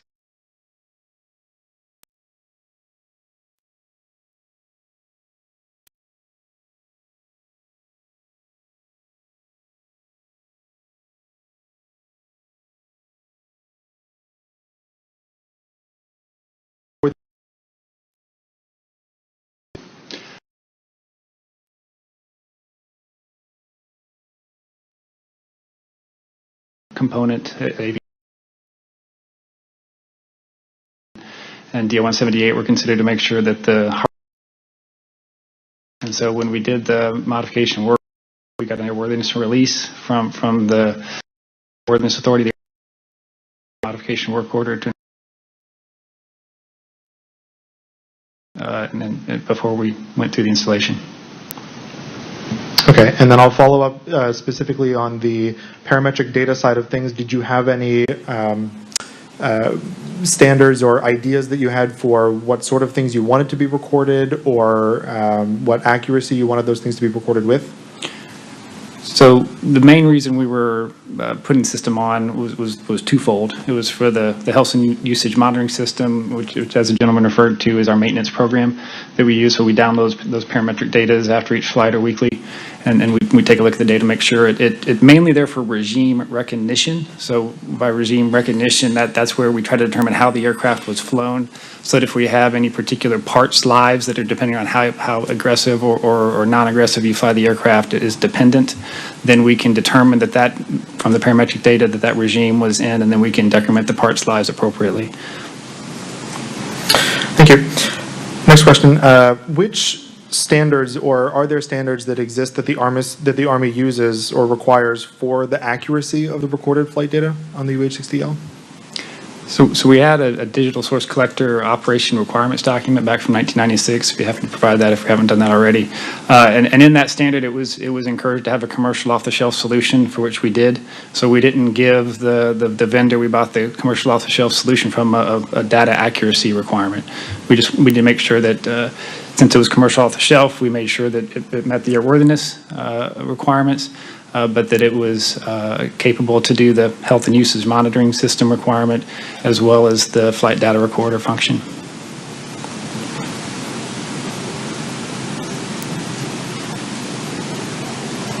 Thank you. Can you describe how the Army verifies the function and accuracy of the flight recorder upon installation? Yeah, so at the end of the modification work order, there's a maintenance test flight that's performed. And as that maintenance test flight is performed, we have a maintenance operations check and MOC. And in that MOC, we record what the displayed altitude or other parametric parameters are. Select not all, but a select some. And I'd be happy to provide that table to you. And then we record what was recorded in the parametric data. All right, and then a follow-up to that. Can you describe similar thing, how the Army ensures the continued function and accuracy of the flight recorder in operation? Sure. So as I mentioned, each time the particular installation has occurred, we do those maintenance test flights and we do the MOCs to make sure that the installation was successful. As we improve the system over time, we went through a substantial upgrade back in 2008, where the original 2005 system did not have an integrated flight data recorder. So the 2008 version, we put the integrated flight data recorder, of which we have the configuration today. We've had several software upgrades. During each software upgrade, they do a system integration lab test at the factory to make sure that the software performs as designed. And then we go through a similar airworthiness analysis of the MWO with the updated software. And then that MWO is then updated. And again, each each time it's installed, we do the maintenance test flight and then do the maintenance operation check at the end to make sure that the data is correct. And just to clarify, are there any requirements for downloads at certain times specifically to verify the function and accuracy of the recorded data itself? So we download the data at the end of each flight. It's available for download and put into our data warehouse that we monitor through artificial intelligence and other means to make sure that the data is reasonable. And so that's performed on a regular basis.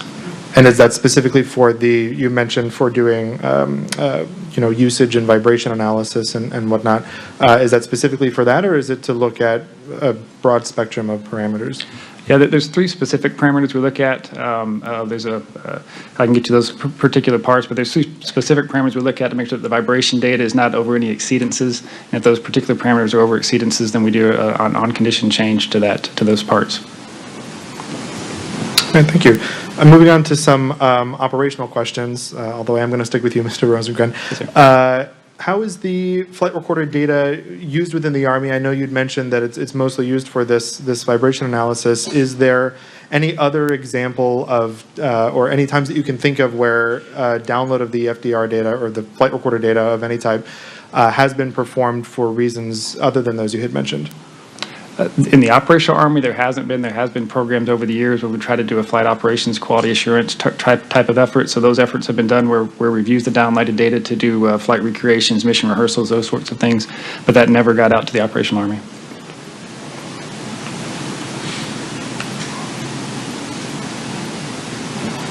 Okay. Can you describe how the data is downloaded? Sure. There's the data card that gets pulled out of the system, and then that's taken to an aircraft notebook, a laptop computer, and you input into the laptop computer, and then there's a procedure to extract the files and get it into the cloud-based system where we store our data.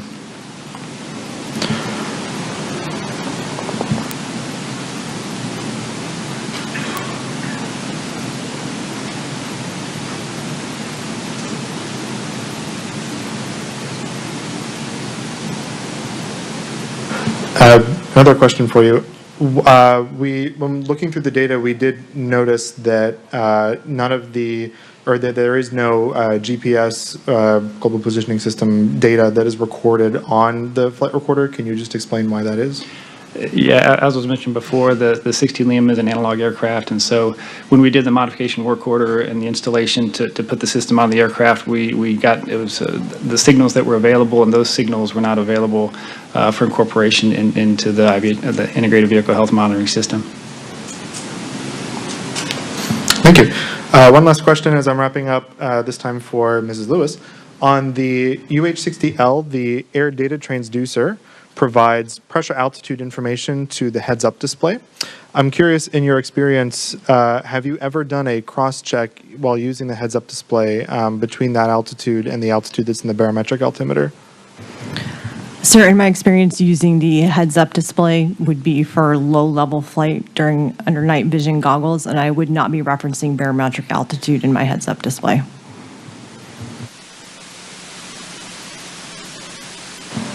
Thank you very much.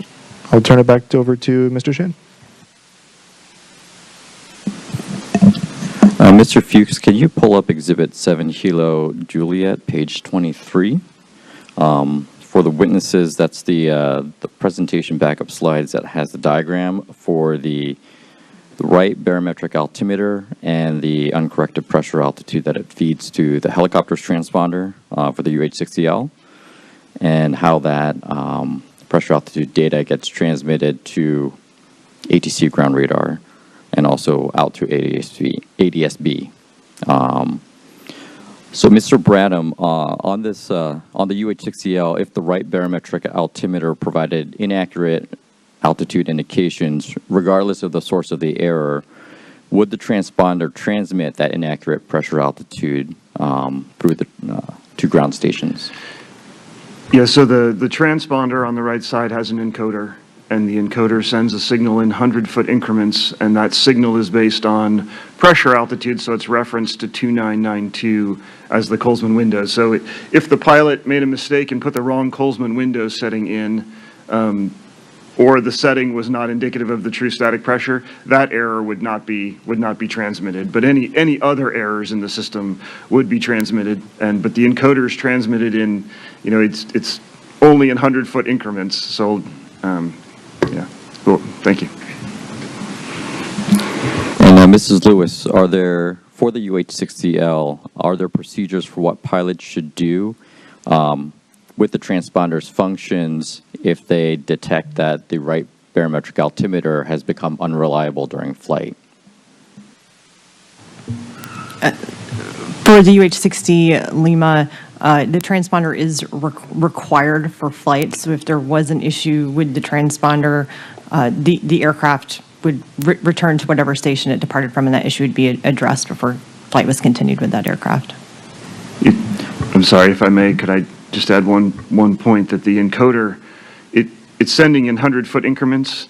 It changes at the 50-foot mark, but the standard is at the 50-foot mark plus or minus 40 feet. So it can be 90 feet off inside its specification. Thank you.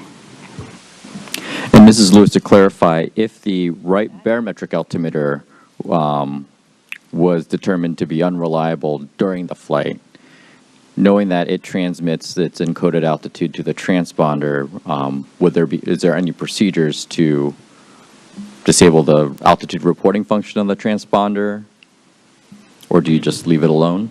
There's no published procedure for addressing that I'm aware of. And would you notify ATC of the discrepancy that's identified if flying in the National Airspace System? I would.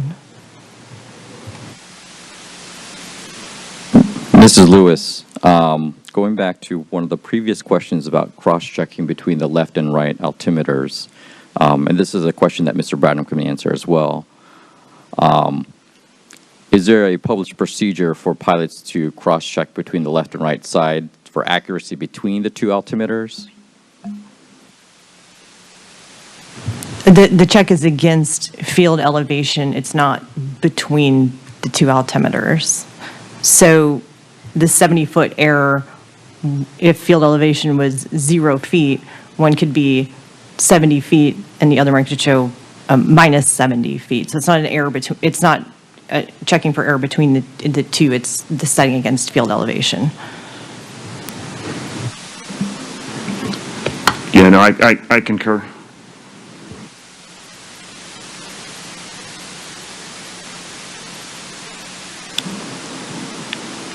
And if there was a discrepancy between the left and right barometric altimeters identified during flight, let's say on the order of 100 feet, Mrs. Lewis, how would you verbalize that, or how would you triage that with the other pilot? If there was a difference of around 100 feet, 100 feet, that's to maintain within 100 feet of altitude is the standard for us flying. So if it was right at about 100 feet, that would not give me much cause for alarm because it would still be within the standard of maintaining altitude within plus or minus 100 feet.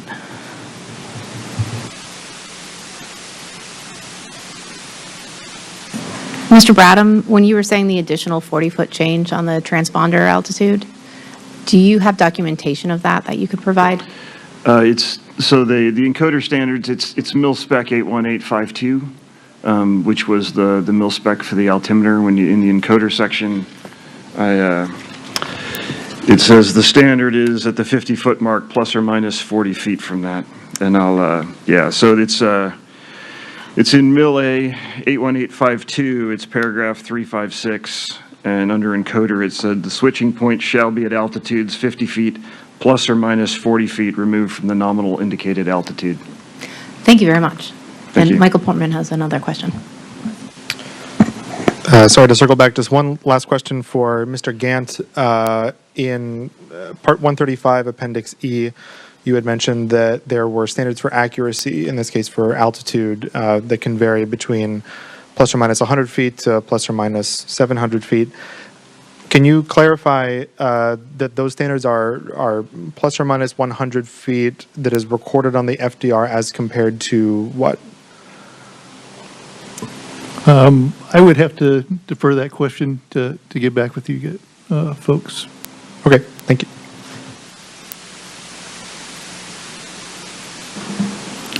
Mr. Gant, the FAA has several restricted category UH-60L helicopters that are approved for civil use, including the Lima model. What are the static system and barometric altimeter design requirements for these restricted category helicopters? So the FAA regulations for bringing in surplus military aircraft that have been designed and manufactured for use by the U.S. military, given a satisfactory operating history, which usually is at least 10 years, if they are surplus and they are determined to be airworthy by the FAA, they can come into the system utilizing, I'll say, the military records as well as military flight manuals. There will be no additional showing to the FAA to bring those aircraft and put them under registry under restricted category. And under restricted category, that severely limits operations, mainly to agricultural, external load operations, and forest and wildlife management, which usually translates into firefighting operations.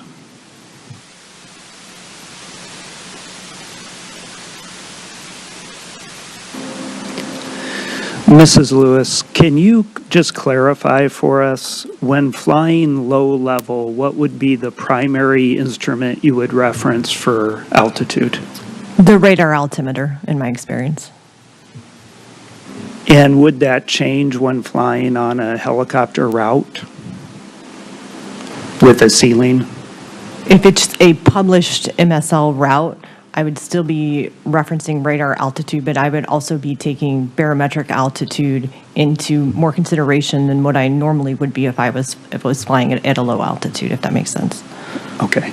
And is that so if I understand you correctly, you'd be referencing low altitude on a MSL route with a ceiling. You'd be referencing both the rad out and the barometric altimeter.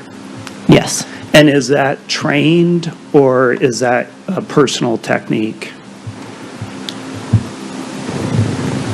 There's no standard for which instrument I would be looking at, but if I'm on an MSL route, I would have to be at some point referencing the barometric altitude to maintain the route altitude. Okay. Thank you. Yeah, my question, I think, really was, is that a procedure that's trained in the Army to cross-reference those two instruments, one on a route of that nature, or is that more of a personal technique for you?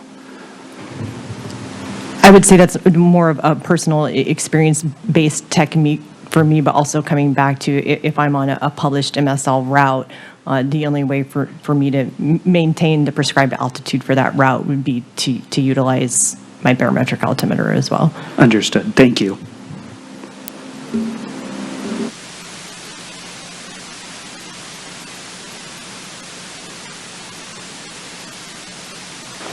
Chairman Hamady, that will complete the technical panel's questions. Thank you very much. We're going to take a 15-minute break. We'll be back and start promptly at 11:35.